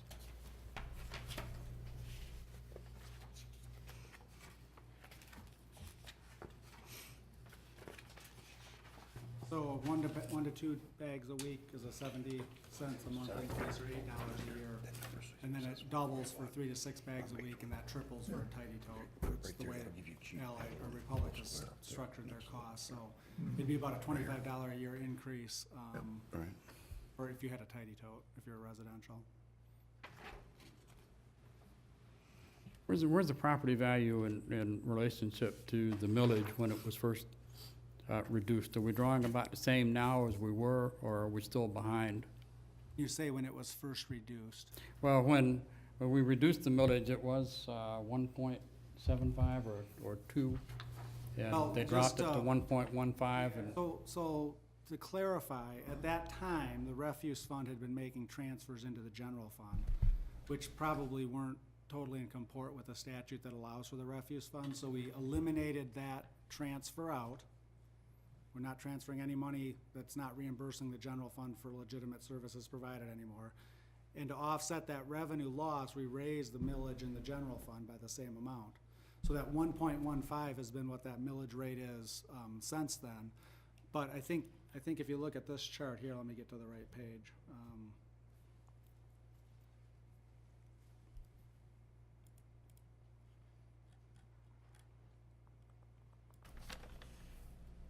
This you is said for the earlier it general- was this about is for the- 50-50. At one point, it was roughly 50-50. It may even been a little bit more on the property tax. And because we haven't raised millage, and because, as this chart shows, for general fund property tax revenue, but it would be the same thing for the refuse fund, you know, we're less than where we were back in 2008. So we've had to make up that revenue through user fees.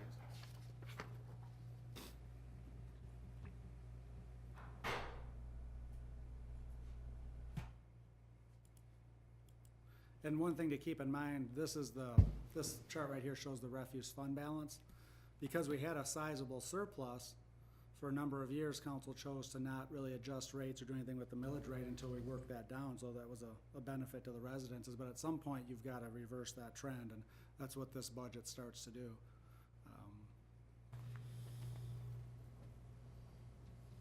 Are we gonna lose money? Is that what the yellow is, or? No, the yellow just is this year, this is what the budget is this year. It's Okay. showing an ending fund balance projected to be $33,000. Well, 2018 was projected to pretty much bottom out with what was left. And so we've just been following that same practice to try to level that and stabilize that fund balance, and then we adjust rates simply to offset the increased costs that we're experiencing from the vendor. Okay. But as Councilmember Beaton suggested or pointed out, if council didn't want to raise the rates on your monthly bill, they could adjust that millage rate, because that's a statutory millage, you're under the cap, and so that's within council's prerogative to adjust that if they desire to.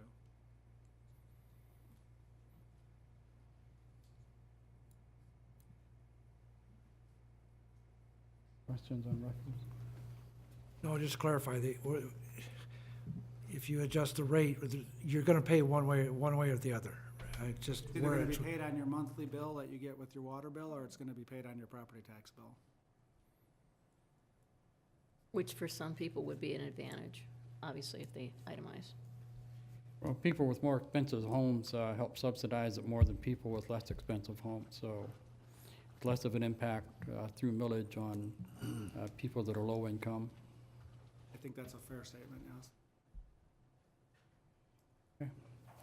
Boat launch and marina. What happened with Arthur Street? Last year it had 1 year left, it was gonna be paid in 2018, and now it's got 4 years left. There may have been a typo, it's always been the same schedule. I'm not sure where you saw that, but it was a typo if that was the case. That amortization schedule hasn't changed, it's always been the same. You know when that was done? What's that? When it was deferred? There was a couple of years, 5, 6, 7 years ago, where I'd have to look if it was Arthur Street at the marina, where they left it, and I think it paid interest only. It's been paying the principal payments ever since then. It just wasn't updated before in the budget? That's a possibility, I'm not sure what you were looking at, it might have just been a typo. 2017-18 budget shows 1 year left, paid in 2018. That could very well have been a typo, but the amortization schedule hasn't changed. Now all of a sudden I'm looking at 2022, 4 years left. How'd that happen? We have to look at it. As I said, it was probably a typo, but the it'd be on page amortization, 20 is where he's referring to. right, the amortization schedule hasn't changed. So Okay. if it was showing as a year, then it was a typo in the spreadsheet where that's generated from. You know, there's a couple of services that are provided. The boat launch is pretty much break even, depending on, you know, what we have coming in. It was helped a bit with the Arthur Street pay tube going in, but the marina, it's a $65,000 subsidy that's proposed for the marina. And correct me if I'm wrong, but the majority of that $65,000 is necessary for debt service, not to subsidize operations. That's absolutely correct. You know, so a lot of people think that the marina loses money every year. Let me ask this question, is there any potential for selling the marina? Well, my experience, no. We're a grant and aid harbor. We got grants from the state to construct the harbor, or the marina. And those are up and down the coastlines of Michigan. And it's there for a specific purpose. The reason that the DNR funds them is, as an example, I can't remember which race it was, Chicago to Mackinac, we had a big storm, and we had a number of boats come in and take refuge, and that's why we have to have more transient slips than seasonal. When I was in Alpena, the council asked the same question of could we sell our marina? And I called the waterways, and they said you'd have to pay back all of your grants, plus. Is there a We haven't- timeline about, like, how long you have to wait before you sell? Or is that Not just, that I'm aware of. I've asked the public safety director to reach out to Waterways again, just to refresh. I can't believe that has changed. so nowhere in time you can sell your marina if you've been given a Not grant? that I was told back then. Now, that's why I've asked Okay, the public safety director to call and see if anything's changed. But as I understand it right now, there's no way for us to dispose of that marina. And we face probably tens, if not hundreds of $1,000s in maintenance on the docks.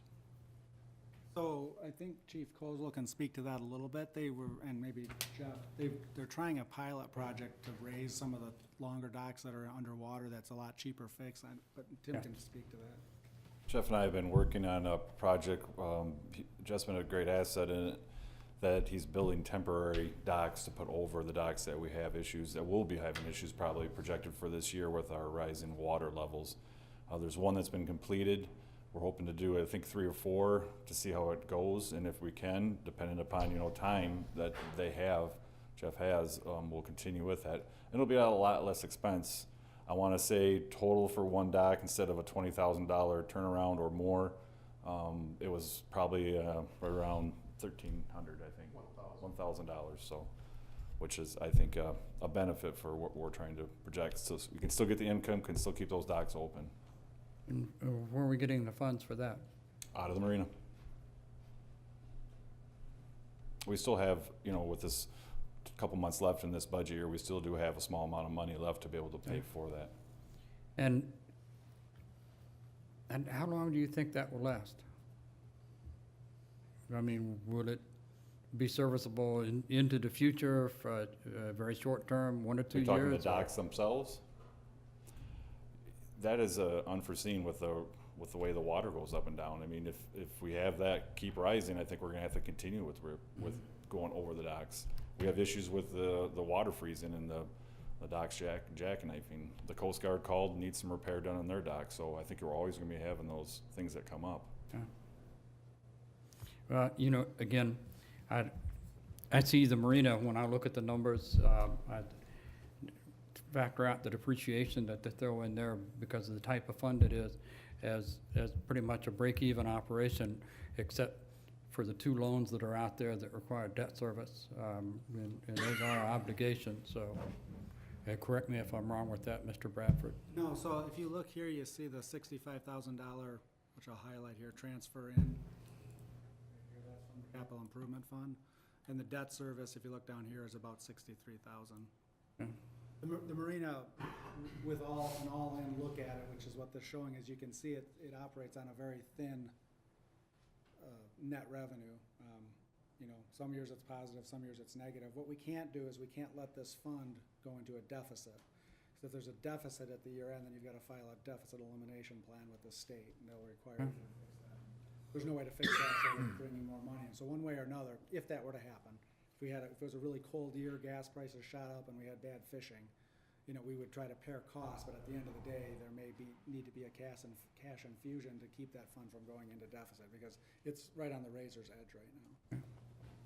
One more thing, if you recall, we did raise our rates for the upcoming season. And I know it's a minimal amount, but we already saw an increase in revenue from last year, I believe about 11 grand. So hopefully that will continue. We'll still have that upward trend. I know we still have the note, but we'll still have that upward trend of income, so. The other bright spot with the marina, frankly, is that bonus room. We have been renting that quite a bit, and it's getting regular use. Now, with that said, it's taken Mark Hansen away from some of his duties to have to go and clean that 2 or 3 times a week, but that revenue stays in the marina fund, so that's been a help with the revenues for the marina.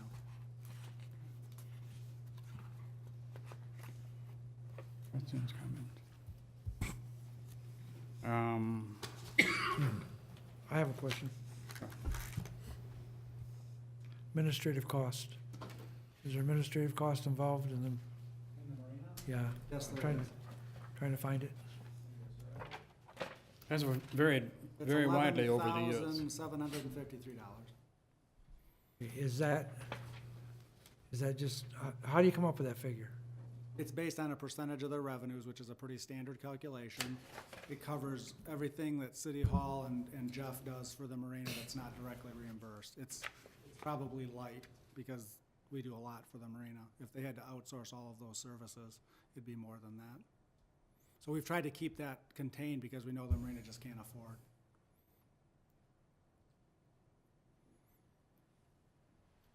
Thank you. Before we go to page 16, can we take a 5-minute break? 5-minute break.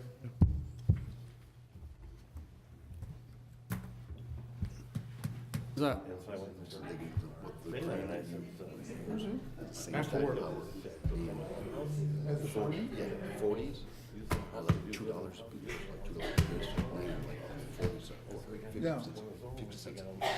It's just, Mr. Taylor, if I read the schedule right, we're gonna have a, It was nothing. we're gonna have a budget work session, following the meeting on the 17th? Correct. Okay. Okay, general fund, I just as soon skip the general fund at I just have this. one more question about the marina though. Okay, go ahead.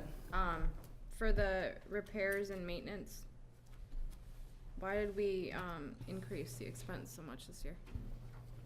For the repairs and maintenance, buildings and land, this right here. Yeah, Tim can talk to that. I believe part of it was anticipating dock repairs. That's the biggest thing, was anticipation of our money, expenditure into our dock repairs. We're also be having our kiosk, the end of our kiosk is gonna be repaired, which is gonna be at least $1,250 repair. So I need a forecast forward for those. okay, so it wasn't actually like the building maintenance and landscaping. No, that's because it's the park area, they take care of that. Parks Department takes care of our land. Right, This is for the docks. right. Any other questions on Marina? As I was saying, general fund, would hope to go over the different departments one by one. I'd like to skip that tonight. DDA, do you want to talk about that tonight, or do you want to bring someone from the DDA in here to have a discussion on that? I think we can talk. I'd like to see their budget. I saw a proposed budget at one time. Do we have a budget for the DDA? I have not seen it. I think they're discussing that tomorrow with their It meeting. is on the agenda tomorrow.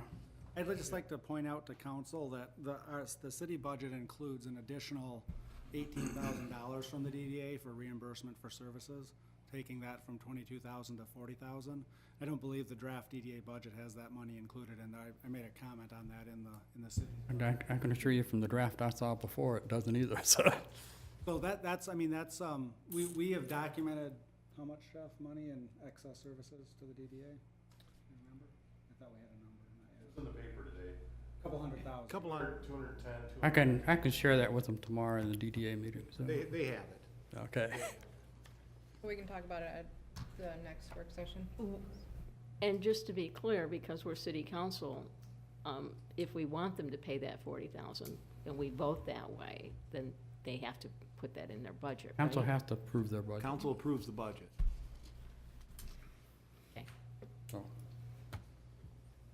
I've noticed a couple things, Mayor, as I've gone through the budget, it always is the case, there's at least one typo that I need to correct, and I'll have that page for you, it's not material. And then there's also, I forgot to include in here the designated depositories, we had talked about designating those as part of the Okay. budget, so I'll add that as well and bring that back at the next meeting. also, the fees for transport are not in the budget.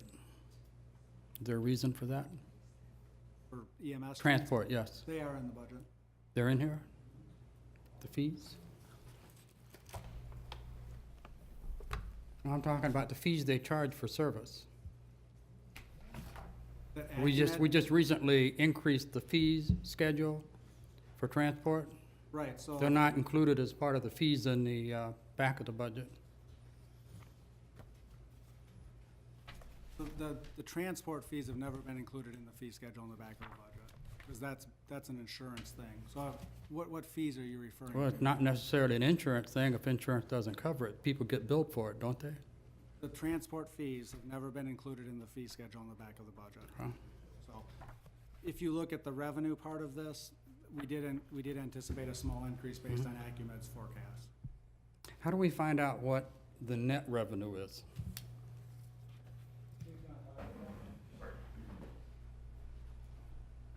I have, Tim put together some numbers, and I have those here, I just have to pull it up.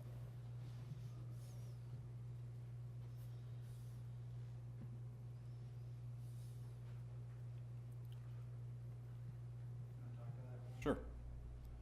This is a spreadsheet that was put together showing from 2009 through expected for 2017. It has all the information that you can gather through year by year for the budgets for salaries and our operational costs. It shows the percent increase per year. It also shows the BLS/ALS income. It shows the net, and then our employee count, which should be also factored in. If you go to the left a little bit, Ed, you can scroll down. We tried to factor in also into this the actual cost of ALS. You have your medical supplies, the cost for the motor pool for Med 5, the annual certifications, which are mandated every year, and the cost of the deputy chief's salary, including benefits. That we believe that every year the true cost that we have is 157 grand. So if you look above, from 2006 through 2017, if you look at the net, which is your actual total operation cost to include salaries and operating costs, our net from 2006 through 2017 is I think I lost it, 642, and now we're right around, I think it was 731. 830 for the year. But the problem is that we do not know exactly our total income, which we believe will be around 270 if I remember by Acumen projections. So you can probably get that back down to around 730. So actually our net for the last 10 years has only really gained, I think, a total of about 100,000 total. We also indicated below there the different what we believe the contractual wage increases were for those years, from 0% on up, 2%, 1.6, and 2. We also tried to factor in, again, the employee costs, and why those raises were there. At the bottom, you'll notice our income and our projections for the actual income based upon about a 4% annual at the very bottom, and that's in factoring some information through Acumen.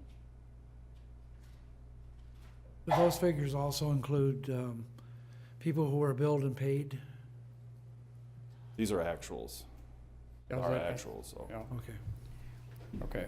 When we had the rate discussion, there was a discussion that if I'm billed and my insurance doesn't pay it, they send me a bill. Twice. There's nowhere on that bill that says I'm not obligated to make the payment. But if I don't make the payment, after 2 billing cycles, they write it off.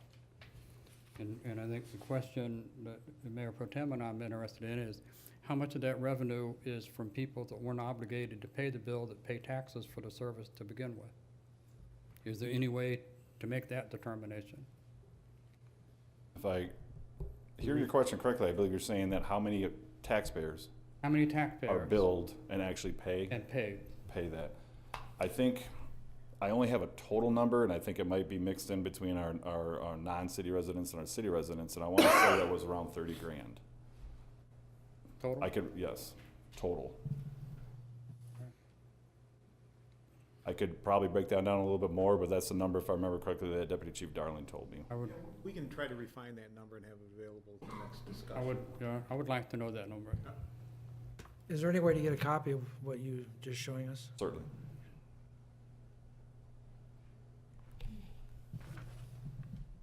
Any other more specific questions? Be glad to answer them. Okay. Thanks, Chief. Municipal Marina.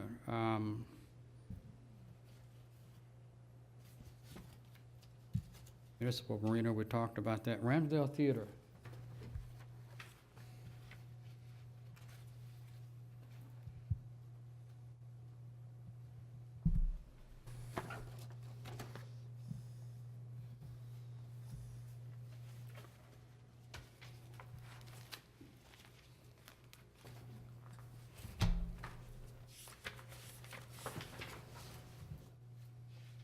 They submitted a budget also, did they not? So, the Ramsdale, as you know, is operated under a contract with a nonprofit organization to operate the Ramsdale on behalf of the city, since the city owns it. This chart, which we've had in the past several budgets and we update it every year, shows the level of support for the Ramsdale Theater. And what it does is it looks back to 2009, and it shows in 3 different categories: operating, capital, project allocation, and debt service, how much money has been coming from other sources within the city over to the Ramsdale Theater. And you can see on the area chart, it tracks that the gray part is the debt service, and you can see that's gone from 178,000 down to 108,000. And that's because the roof note at about $70,000 a year has dropped off. There's still a number of years remaining on the Ramsdale Theater HVAC note. The capital allocation is totally gone to zero and has gone away, and that hasn't been continued. And then the operating one, which I think is the focus primarily, that's been reduced from its peak, which was in 2014 at 107,000 down to 55,000 in the proposed budget, so a reduction of almost 50%. That exceeds some of the goals that were set by some of the planning committees that kind of looked at that and stuff. So that just gives you an idea of where that's been over time.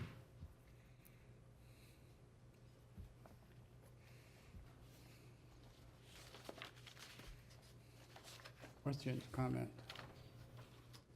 So, just so that I'm clear on this, for 2014, when it was at $107,000, that's when we had Michael Terry? That was Would that probably include- before Michael was hired. Okay, Michael, I don't think, he was here for 3 years. It was right around there, may have been in fiscal year 2014, but it was, I think it was at the start of September of 14, so it was in fiscal year 15 that he was hired. Heather said it's September He of was through 14. 16. 17 is when we started. He was hired in September of 14, Okay. so for 3 years. When I look at the budget, I'm going to tell you something that concerns me. When this group first started leasing to Ramsdale, and I asked for a council representative on the board, I was told they're a working board. You know, like we don't work here, but that's all right. I'm not offended. And that they take care of the custodial work and other things over there. It was a real working board for the group to manage the Ramsdale Theater. They hired an executive director. Now they've hired an assistant to the executive director. And now they've hired a custodian. So now they've got $35,000 in part-time help this year they didn't have when they started the group.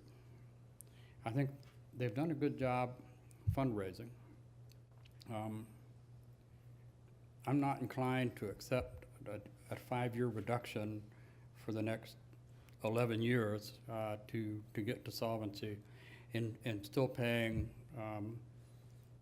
major maintenance expenses and paying our debt service and such like that. I would like to cut the subsidy to $30,000 this year from $55,000. I'd like to use it for something else. It's not the first of the appropriations that I'm going to suggest we make a reduction in or eliminate. But I think that's one where we can make some headways. I would like to see them step their game up, and sometimes I think it's like tough love. You know, as long as you're willing to pay the freight, they'll be willing to hang along and take their time. But I think it's really time to say we need to really see some progress. I'd like to see it move forward. And by the way, I'm going on the 5th of the fundraiser, so it's not that I'm not a supporter of it and don't like their performances. I just think it has been an obligation for a long period of time. And we can call it support, we can call it subsidy, we can call it anything we want. It's been a large expenditure of taxpayer funds for a long period of time. So. I was gonna suggest 15,000, not 30,000. I think that's a lot to be asking. But I think we should do more than 5,000 reduction at least. But I would more I recommend don't 15. disagree with that. I was sort of hoping we'd look at all of the appropriations, kind of see where we might be overall. But, no, I think they can do better than the 55 that they've asked for. You're on the board, Mr. Bradford. What's your comment? Well, so the city keeps the books for the RRCA. So we keep tabs on that. We pay all their bills. That's part of the agreement that they have, that the city has with the RRCA. I'm the treasurer, so kind of the de facto city representative. They've done a really good job of raising funds this year, and they will have exceeded their goals. The problem is, part of that was a $25,000 challenge grant that they were able to match. That may not be available in future years. It may be, it just depends. They're really stepping up their ability to get sponsorships. I think they have a better chance at getting a Macaca operational grant this year, so I think there's some positives on the revenue front. But with that said, there's also a whole lot more activity in that building. And that building doesn't survive, that operation doesn't survive on ticket sales. It doesn't make any money on ticket sales. So the other thing to keep in mind is most arts organizations require public support to some level. And so what's the right level? I don't know. I think they can probably take some more reductions. I'm not sure that they can go to zero. I don't think that's realistic. And frankly, I don't think that board will continue to operate the building under contract if their appropriation is reduced that far. That would be a decision that board would have to make. I think they would find it difficult to operate and continue the momentum that building has right now. At the end of the day, there's a contract between the city and an organization that's running a building for the city, and that's a two-way negotiation. So you can call it an appropriation, but it's really a contract to operate and manage that building. And they have to decide whether or not they can do it for the fee, the $55,000 that the city is paying them to do that, because that's really what that is. It's in the budget. Correct. The lease is year to year. Yes, it is. I'm not trying to pull the rug, I'd like to inspire them as opposed to pull the rug out from under them. It's just like, how long are we gonna drag this out? I mean, we've been dragging it out for a long period of time to begin with. Have we made some progress? We've gone up, we've come down. Surely there's some other major expenses. You point to the $500,000 of improvement yet to be done on the theater. I don't foresee those being done by the taxpayers. So The thing that's a little bit different about the Ramsdale than maybe other situations is that the reality is the city owns that building. So the city made decisions years ago to, one, allow the restoration to happen 20 years ago, and for millions and millions of private and public dollars to go into it. And then once they did that, they made the decision that we needed to protect that investment with a roof because the roof was failing, and we need to protect that investment with a new HVAC system because the boiler almost blew up and we can't heat and cool the building appropriately. So those are decisions that have been made over a 20 to 25-year period in the past. Moving forward, we've tried a number of different operational models for that building. I think we've finally hit on one that has a better than average chance of success. And I think if you ask around in the community, you'll find out that there is a lot of success and that people are excited about the Ramsdale, where maybe that hasn't always been the case in the past. But I would caution against cutting that too deeply because you've got to have a base level of support in order, from a variety of sources, to make that work. And that would be, something that board would have to decide how they wanted to proceed if the appropriation from the city or the contract with the city was reduced dramatically. I mean, they'll raise money and they'll continue to work hard, but they have to have a certain level there where they can operate. Your comment about staffing, I think that is just natural with the increased activity in that building. When Mike Terry was operating it, we had a half-time custodian, so that hasn't changed, and we had a full-time director. The only thing that's changed is they've hired a half-time, highly qualified marketing person who's having a big impact and is focusing on weddings, which we've had a little bit of struggle with that this year. Our wedding business is down, so she's focusing on that plus some other areas. But you can't operate that building even with a working board or an actively engaged board without staffing. You have to staff it at some level. And the staffing that's there, quite frankly, even though it's a half-time more than what it's been in the past, is still fairly lean, in my estimation. And Ed hit on it, that it is a city-owned building, and whether it's being utilized or sits empty, the city's still gonna have fixed costs that we're gonna have to cover. If we just shut the doors and winterized it and left it winterized, we're still gonna have thousands and thousands of dollars on an annual basis. So, I mean, that's the trade-off is, if we're gonna have fixed costs in it, can we utilize it and move forward? Maybe you can answer a question for me, Mr. Bradford. What do you think the reluctance is for them to have a council member on their board? I think that they feel like they've got a perfectly functioning board, that they report to council and have reported to council as often as they want. We've increased the frequency of that. They have a city person, myself as the treasurer and as the city financial officer on the board. We keep the books. I mean, there's no secrets there. But sometimes the things that are discussed in those meetings they have sensitive donor information, they have strategies, and they feel like they have a working board. They look at it as if the city has contracted with them, just like we contract with other vendors to do a service, to operate that building. And yet we don't have, or city council doesn't sit on custom sheet metals board or the board of the vendor that operates the concession stand and that sort of thing. I think that's part of how they look at that. I'm not speaking for myself. I'm speaking kind of summarizing what I think the board's feeling is. And I don't think that they think that they're not being transparent. I think they think they're being tremendously transparent and, will do whatever is asked in terms of reporting or enhanced reporting, or if you need Xavier here once a month or whatever.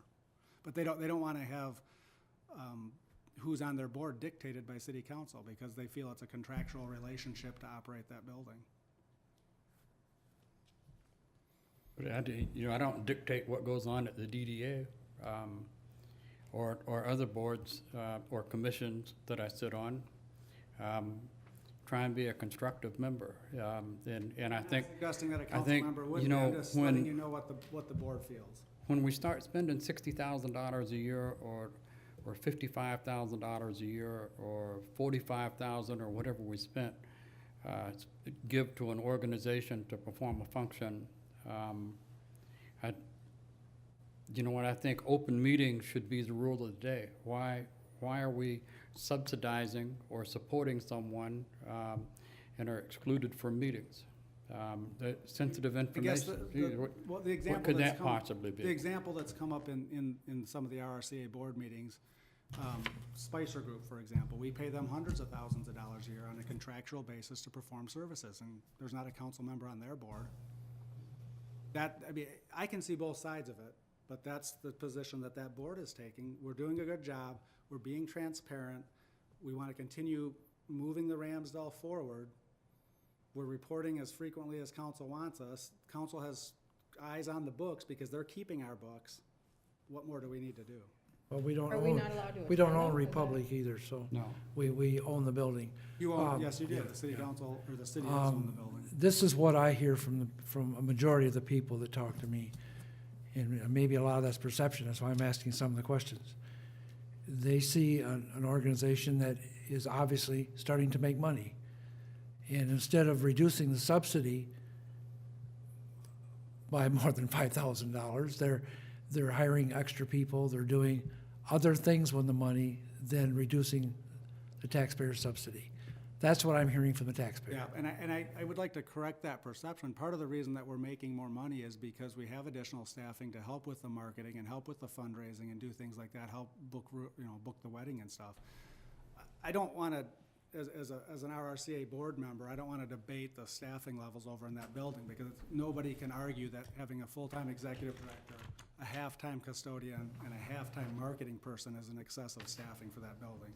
If you look at any of the peer arts organizations, they have way more staffing than that. So the staffing, from my perspective as both city finance director and as the treasurer of that board, isn't the issue. And yes, they are starting to make some money, but they also are incurring more expenses, and there's things that are going to need repairs over there. The soundboard is gonna have to get replaced. Well, the city's not gonna pay for that directly. I mean, they're giving it the $55,000 stipend, but that's gonna come out of the Ramsdale budget to do that. The Ramsdale is looking at getting another sign on the building to help with the marketing to drive more traffic, and so they're trying to work that into the budget. There's a number of things that, are gonna need repairs and maintenance as we go forward in that building. I'm just sharing with you what I'm Right, being but asked. I don't think anybody should be under the illusion that, that building is making a ton of money, because it's all going right back into the building to sustain it. Again, it's that sustainability issue that we talk about a lot. I have a general question for council members. If it's never going to really be sustainable, what are the options? What do you see are the options? I only have been able to find one that I know is sustainable. Most of the arts or this type of, it does receive some type of subsidy someplace. But I think Frankfurt is I know, the last I knew last year, Frankfurt received no subsidies from anybody. They were completely And independent. that would not surprise me, and the only reason I say that is I served on the Grand Traverse Regional Land Conservancy Board for a number of years, and there is a lot of wealth, for lack of a better term, in the greater Frankfurt Crystal Lake area, and you have you have a much bigger donor base than we have Yes, here they in do. They Manistee. have a large donor base. They have a lot of I know that from sponsors. personal experience, because we raised a lot of money in that area for some of our projects with the Land Conservancy. But I think you're absolutely right, Councilmember Zelinski. If you look across the state of Michigan and across the Midwest and across the country, typically organizations like these require some level of support from public money. Yes, and that level varies from place to place. And I have done a lot of research in trying to figure that out. And I think there's some level of frustration, and again, I'm speaking my perceptions of what the RRCA board feels. I think they feel like they've done a lot to reduce this subsidy, and they're trying to row in the same direction as city council to make sure that the Ramsdale is moving towards sustainability, and they're ramping up the efforts, and Xavier's only been here for just over a year, and he's done tremendous things and wants to continue to do that, and he's getting active in the community, and he's becoming a more effective fundraiser, and I think they're feeling like as we're getting going with momentum, now council wants to dramatically reduce this amount of money, and we're gonna lose that momentum, because there's gonna be things we can't do if we don't have that. We're not gonna be able to put on as many performances and get sponsors and continue that momentum. And that's a real fear of that organization. That's not to say that we can't do better than that 55,000, because I think we can. But I also don't think that board feels that it can be 30,000 or zero. Maybe, and if it gets there, I think that's great, and I think they'd be the first ones to tell this council, hey, we're doing great on fundraising, we've built up our donor base where we know consistently what we're gonna be getting from year to year, and we don't need the money anymore. I think they would be thrilled to death to be able to tell city council that, but I don't think they feel like they're there yet.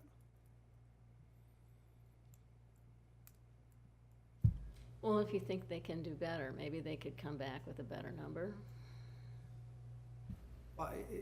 They'll consider whatever council wants to ask of them. I mean, they voluntarily Okay. reduced it by 10% from what they got last year, or a little under 10%.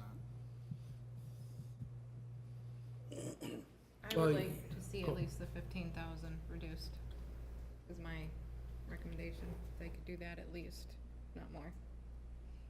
I didn't hear how much you said.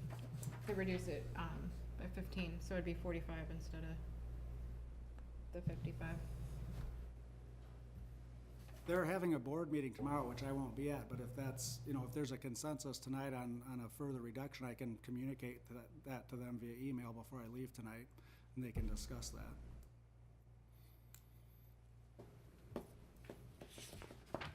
I'd go with 45. I don't wanna, I kind of agree with what Ed's saying. I mean, if they're improving, so let's take a little bit away. So as they improve, just, not just to cut it so much. Mine, and look at experience. Another appropriation we'll talk about, paying pool. Right after the city obligated to a 10-year term at $40,000 a year, the Friends of Payne Pool ceased existing in fundraising. We got 10 years, They haven't done anything for their endowment. That term is pretty much coming to a close.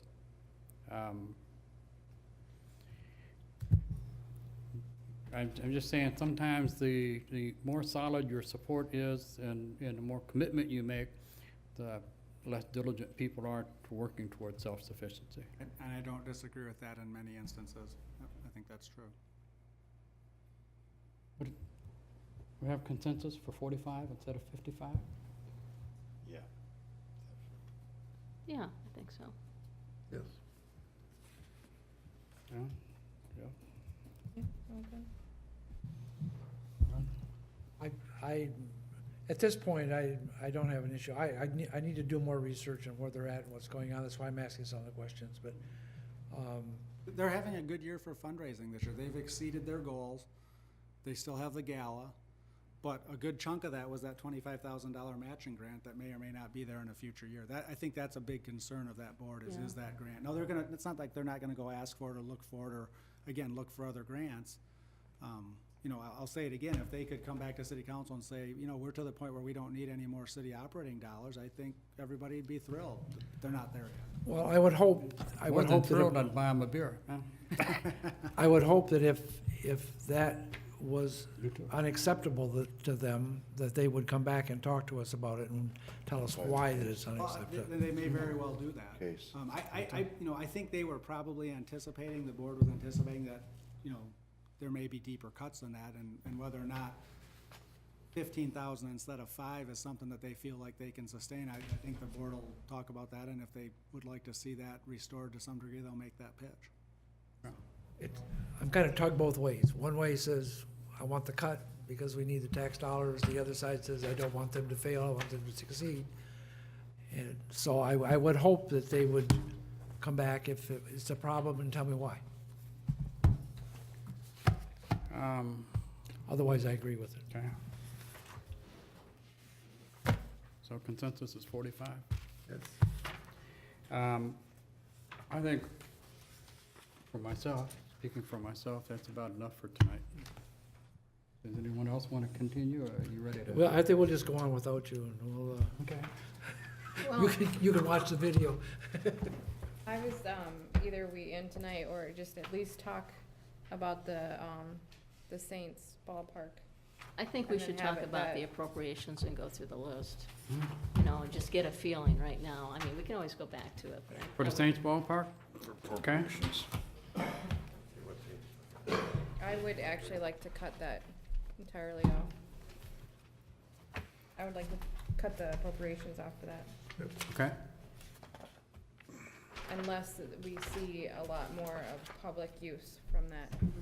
Well, they are, I think it's the Manistee High School is using their field this year. What are they charging them? For the first month and a half. Okay. Mr. McCullough, can you address the grass cutting issue and how does that compare with what we pay them, the costs? Can you ask the question again? Grass cutting, how, we cut grass. We used to cut their grass. They didn't like the way we cut it, so we pay them to cut it. Well, the way I see those guys operate that equipment, that looks like about a half-hour job to me. My understanding is, we used to cut the grass. Then we provided them a grass cutter as we replaced grass cutters, we provided a grass cutter to them for them to cut, so that it was cut at the appropriate time, and it matched their game and practice schedules as opposed to when we just did it. And then they eliminated all of that and they contracted out now. We've reduced that appropriation, it was over 10,000 a few years ago. It used to, honestly, the way it used to be, it was a line item in the Parks Department. And as they spent money, they brought us the invoices. And then I think 2 budget years ago, we changed that so that it was an appropriation, so that it was clear to the council and so that it didn't violate the spending policy on how that money was being spent. And so now that it's an appropriation, we don't track specifically what they spend it on. They asked for, I think, 3,600 this year, and I believe most of it is spent on the infield mix, the Marco infield mix or whatever. So, I mean, the funds are fungible, but we put it at 3,000. Yeah, in the past, the invoices that they had submitted were for the grass cutting, for leveling, and any type of work that needed to be done to the infield stone mix. And I think that was pretty much it.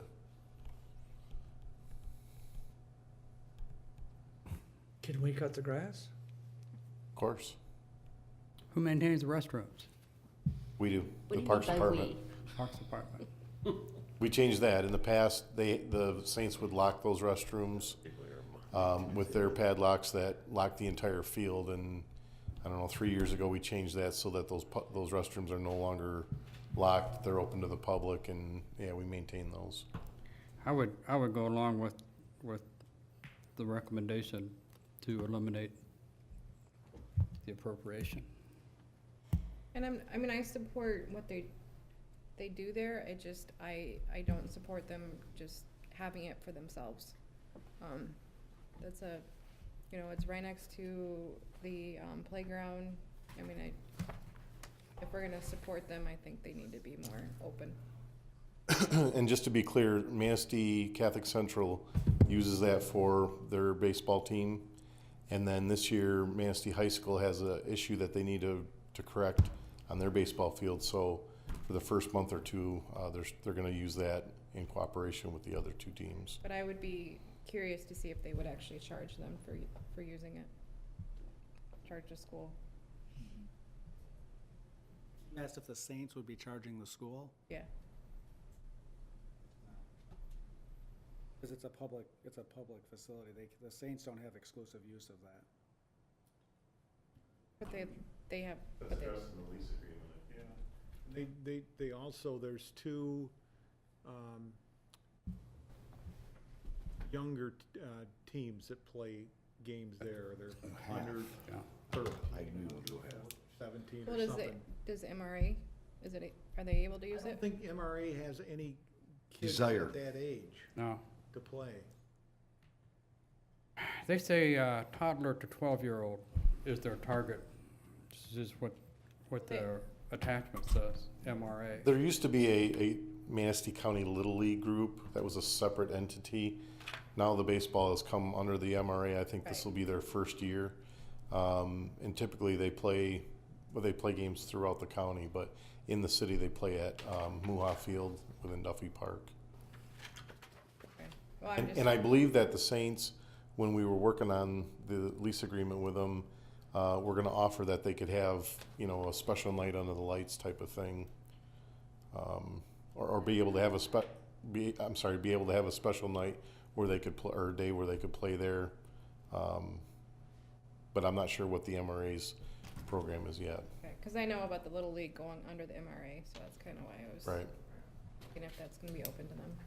Are they now paying for their, I'm sorry, I are mean, they now paying for their water?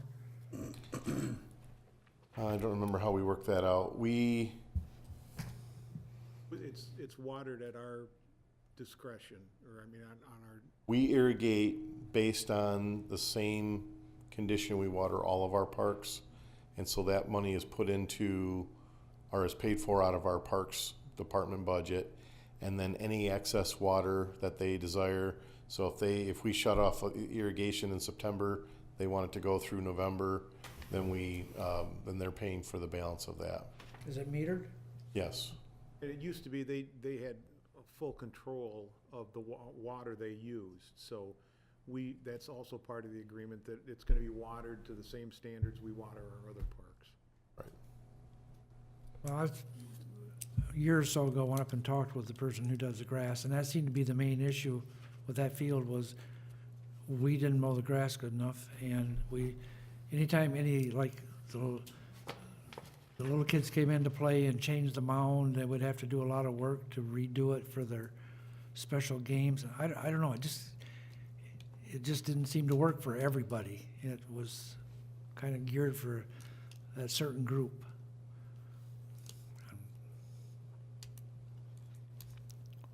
Another $3,000 we could spend somewhere else, so.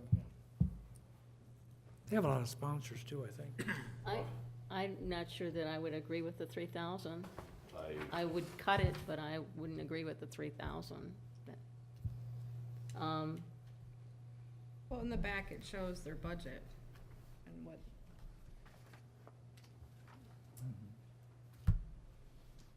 And it looks like. And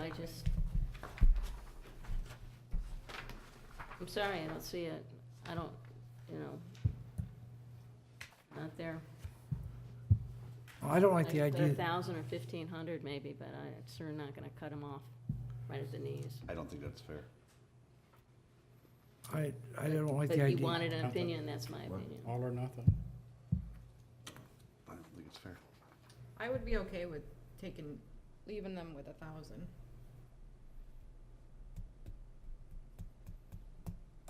Do we give people money without having some expectations of what we get from that appropriation? Do we just do that? I don't know what the expectations is for that appropriations for the Saints. What do we expect for that? They have to maintain the field instead of our personnel maintaining it. They have to have it has to remain open and available for other people to utilize. But don't they lock it though? Not supposed to Amari? be. I will say that, because we've had this conversation, it happens every year. Yep. I mean, every year. They do, as somebody mentioned, they do a lot of fundraising. They do a tremendous amount of labor and effort and work that goes into there. They've raised money to rebuild the batting cages. I know they've raised money to improve fencing. They've raised money to upgrade the dugouts, to put the scoreboard out there. I mean, they've done a lot of capital fundraisers and applied for grants in cooperation with the city.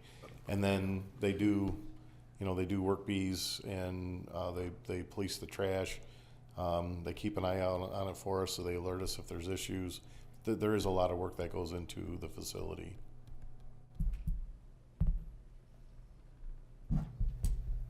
Do other communities help sponsor their parks like this? I don't know. I've not been in a community that has a baseball field to that level. I've not seen that. Now, other communities I've worked in, a lot of times the standard is that we provide the facilities, the community provides us facilities, and then an organization operates the league, whatever. Did I hear a lease mentioned? There's some kind of a lease with them? Yes, Could I get a copy of that? sure. Because I don't remember ever seeing the lease. I think it was brought to the It Parks was, Commission. because we actually, Maybe no, that was done I because must be we had having to make Alzheimer's. do a survey up there and have a separate parcel so we could lease it to them, that particular section, and the lease was approved by council. Guess I need to be refreshed. I think a lot of discussion was brought to the Parks Commission, at least, and I know that they saw the lease, so I'm on it, but I don't think I think it would be beneficial if we could bring it, though, to the council. Within the last 2 years, I think, right? It was probably 2 years ago. Yeah. Cause it was the issue with locking the bathrooms up was brought too. That's been corrected. Yeah. But this is appropriation that benefits very few citizens in the city of Manistee. Matter of fact, as I understand, they recruit players from all over the county and even out of county to play on the team. So, but So what's the consensus? How much would you like staff to reduce this by? Well, 3,000 isn't fair. Just isn't fair. I'll start at 1,000. I was thinking 15. I'd say 1,000. Leave them with 1,000 or take away? You're cutting 1,000. 1,000? No, take away 1,000. No, I'd leave them with 1,000. Oh, well, then we need to that's where- start over. 2,000. He says 1,500. Take away 2,000. I would say leave them with 1,000.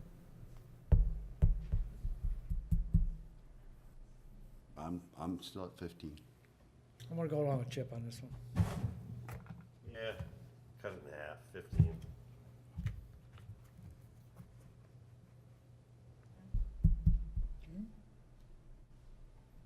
That's it, 15.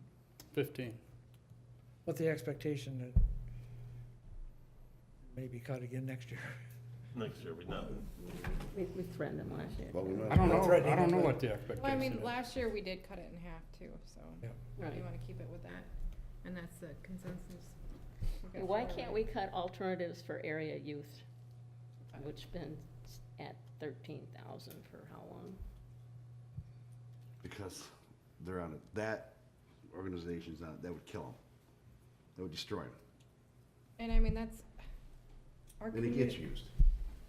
I'd like to know, We need to support our youth. I mean, that keeps them away from drugs. I'm asking you to think trouble, about and- cutting it. I'm just wondering if they can take a cut, that's all, you know, not trying Well, to I'm on the destroy board the and- youth. There was a representative here earlier.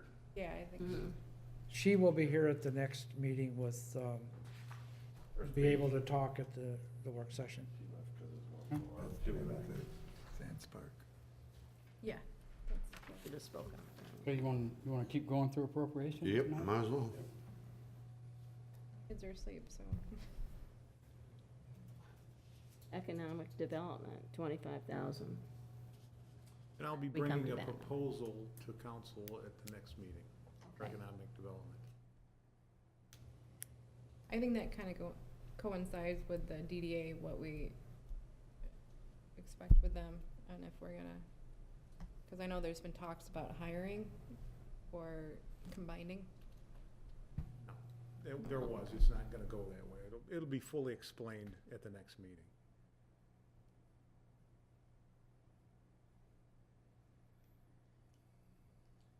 Manistee Recreation Association. I've already told them that they're gonna get caught. Just don't know the level. I've already told them that. And they know it. The board is aware of that. They know about the.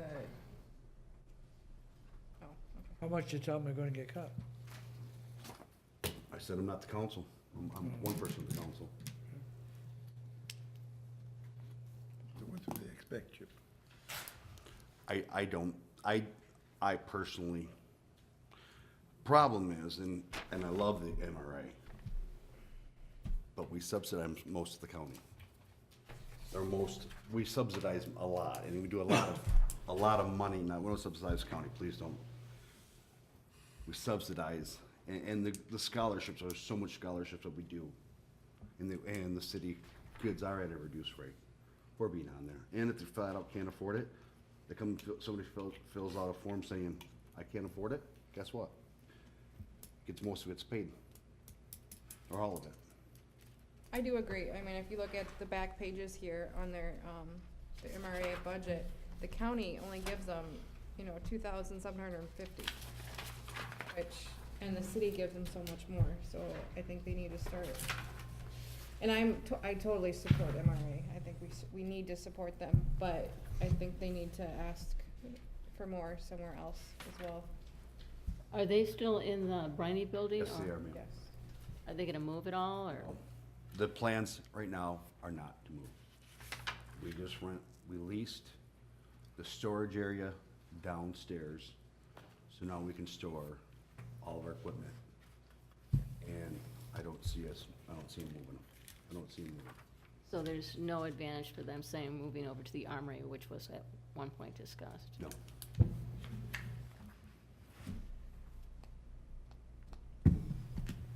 I don't see it anytime soon, unless things change, and people's hearts change. Well, you're on the board. Do you have a suggested amount?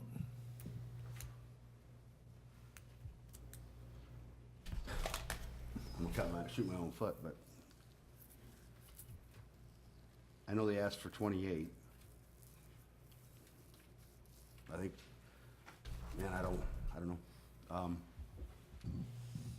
Chip, they had 27 in the budget they submitted. Okay, but okay, that was like, yeah, 27. God bless it, I don't know. I would, They know they're gonna get some cuts, and I think 22,000 is probably, it would be hit, but it won't be, they could still maintain. I would I was suggest thinking around 20. 5,000. That would be a good reduction. That would leave them with 22,000. I'd really like to see some numbers on how many participants they have from out of city versus Had since, that. in city, we had all those. It's, most of ours is around the lake. Most of our, we go out to Dixon, we go out to Bear Lake, we are bringing them in, and we're going out there. Samples every, Yeah, Yeah, didn't but they he, did. do we still have the presentation from the last, because he did have that in his, I know I've asked them about adult and disabled and senior, and they keep saying, well, yeah, they could do that, but they No, don't they don't serve gravitate that. towards Doesn't any of happen. that, so. they don't serve that demographic. But, we do an adult basketball league. They do that. They do stuff like that in the wintertime. They do, so yeah, they do service some. I don't know that they break it out by the city. This shows 817 people and 1,491 registrations, but they probably have that, I would think. Yeah. We cut $5,000 out of it. Maybe it'll be more pressure on the townships too, and the outlying areas to do a little bit Down more. to 22? Mhm. Is that I 22 thought would work? this was only for the city though. They presented No. Countywide. Manistee County Countywide, that's the Recreation. problem. For the, okay. It's not a problem, but that's, Well, no, I mean, I know it's Service County. I'm talking about, like the scholarships was, No. maybe not, okay.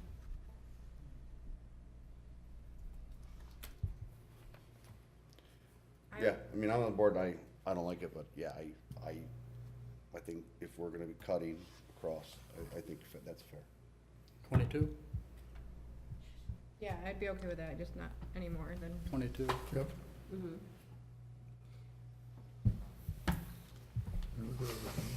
Right. What? 22 good? Yeah, I was suggesting. and look at how much. 22. Oh, yeah. But to be fair though, they charge more of the. Yeah, I know that. I know, I know, you know that, but I'm talking about the other. And I said that the city is at a reduced rate. Right. And I was to say, Payne Pool, our contract's got 2, maybe 3 years left to it, a 10-year obligation, it was 1 year left. I believe this is our last year. Somebody needs to light a fire under someone for the Friends of Payne Pool. Okay, I'm sorry. I don't think so. They kind of started their endowment effort, Friends of Payne Pool, with some fury, and then it just died. Yep. Other projects came to light, the crack project.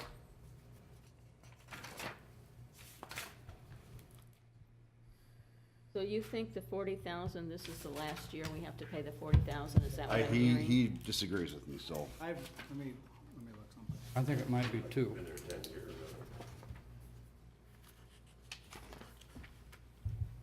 I think 2019 is our last year.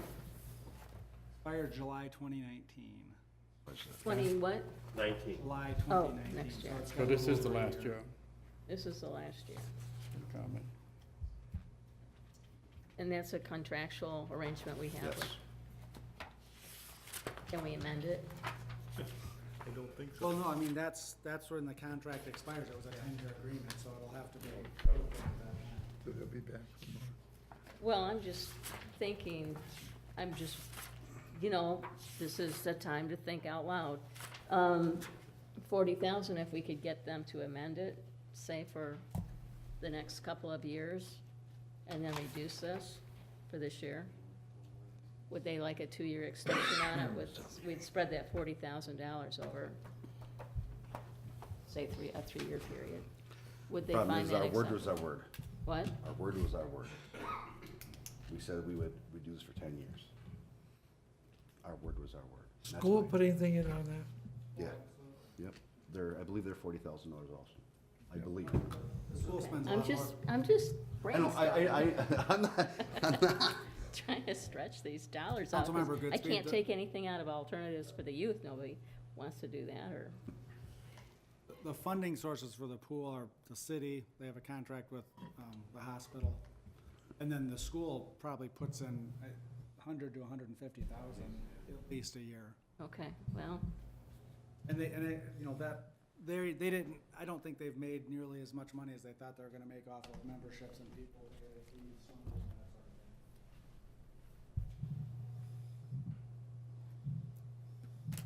thing. okay, I want to leave the historical museum alone. I do too. I don't. I do. I'm sorry, I disagree. You can, that's my opinion. I think we can at least take 1,000 out of that.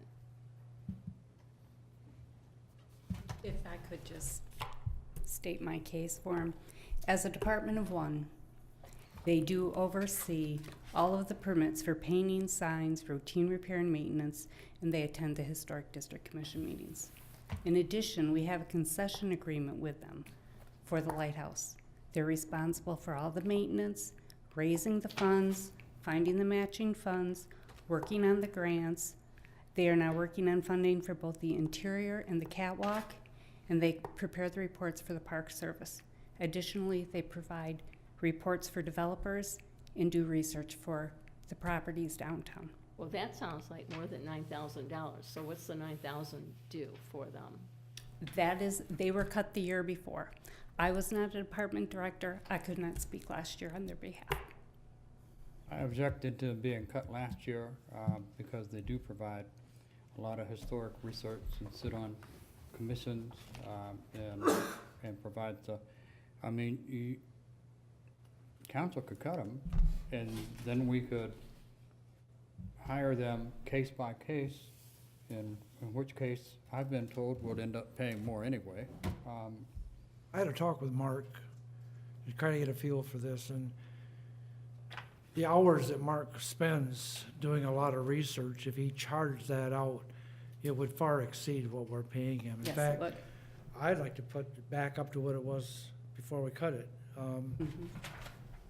That hourly rate would just eat us alive in some cases. It would just go on forever. I mean, he does spend a lot of time. He does. Right, but that's full-time for him? That is his full-time job. And Okay, so where's the salary coming from? most of it gets paid out of this appropriation. There's a budget, the museum budget is in the back here that explains it. I would also support Mayor Pro Tem's suggestion, you're right. moving back to $10,500 that he was last year. I would too. I think it'd be a good idea. I'm not there. I'd leave it at 9, since I can't get any support for taking 1,000. Does the paper, I know they do articles in the paper, the paper give them any kind of, If it's not listed there, then no. Denise, just to clarify, the 9,000, well, they asked for 97. No, they asked, they have a discrepancy in their budget. The director's contract is 28,000, so the city allocation pays for about a third of that, just for reference. And then their total budget was 43,000, or I guess that's their annual report for last year was 43,000. And if the city was 9, it's about 20% of their budget. But you could also look at the fact that Steve Harold gets paid out of that too, and he is actually the keeper of the lighthouse, shall we say. And I think his is what, 3,000 or 3,500? Not sure that it breaks that. Curator contract, 2,000. 2,000. Just to put it in perspective, because it doesn't pay the majority of his salary. It No, just pays a no, portion. just a portion of it. Well, just watching him work at the historical meetings, I'll get it. HDC It's late. meetings, yes. Just watching the effort that he puts into it and the time that he spends researching and getting information. He was pretty frank. He said, hey, you want to cut it. He says, I'll just charge by the hour. So, I mean, it's, And both he and Steve attend most of those meetings. yes, they do. I would like to keep it the same. Keep it the same.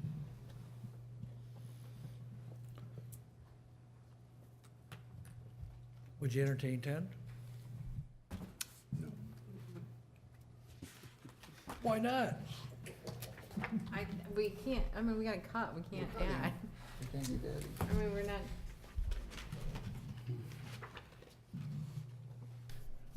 Thank you. Keep it the same. Yeah, I don't want to cut him any. If we did anything, we should increase it. Just leave it status quo? Yeah, they should have a good year anyway. Tour of Homes is this year, so they should have a little increase there. so are we good tonight? I'm good with that. I'm good with, I'm just good with leaving it as it is. I don't want him cut.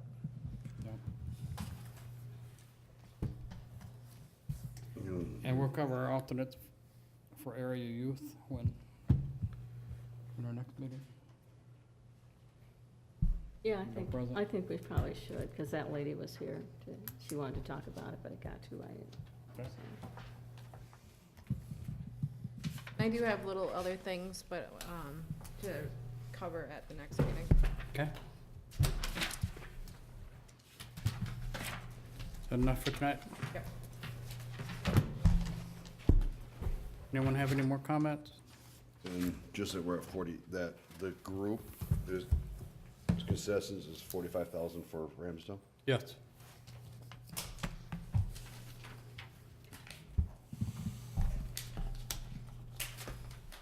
Staff comment?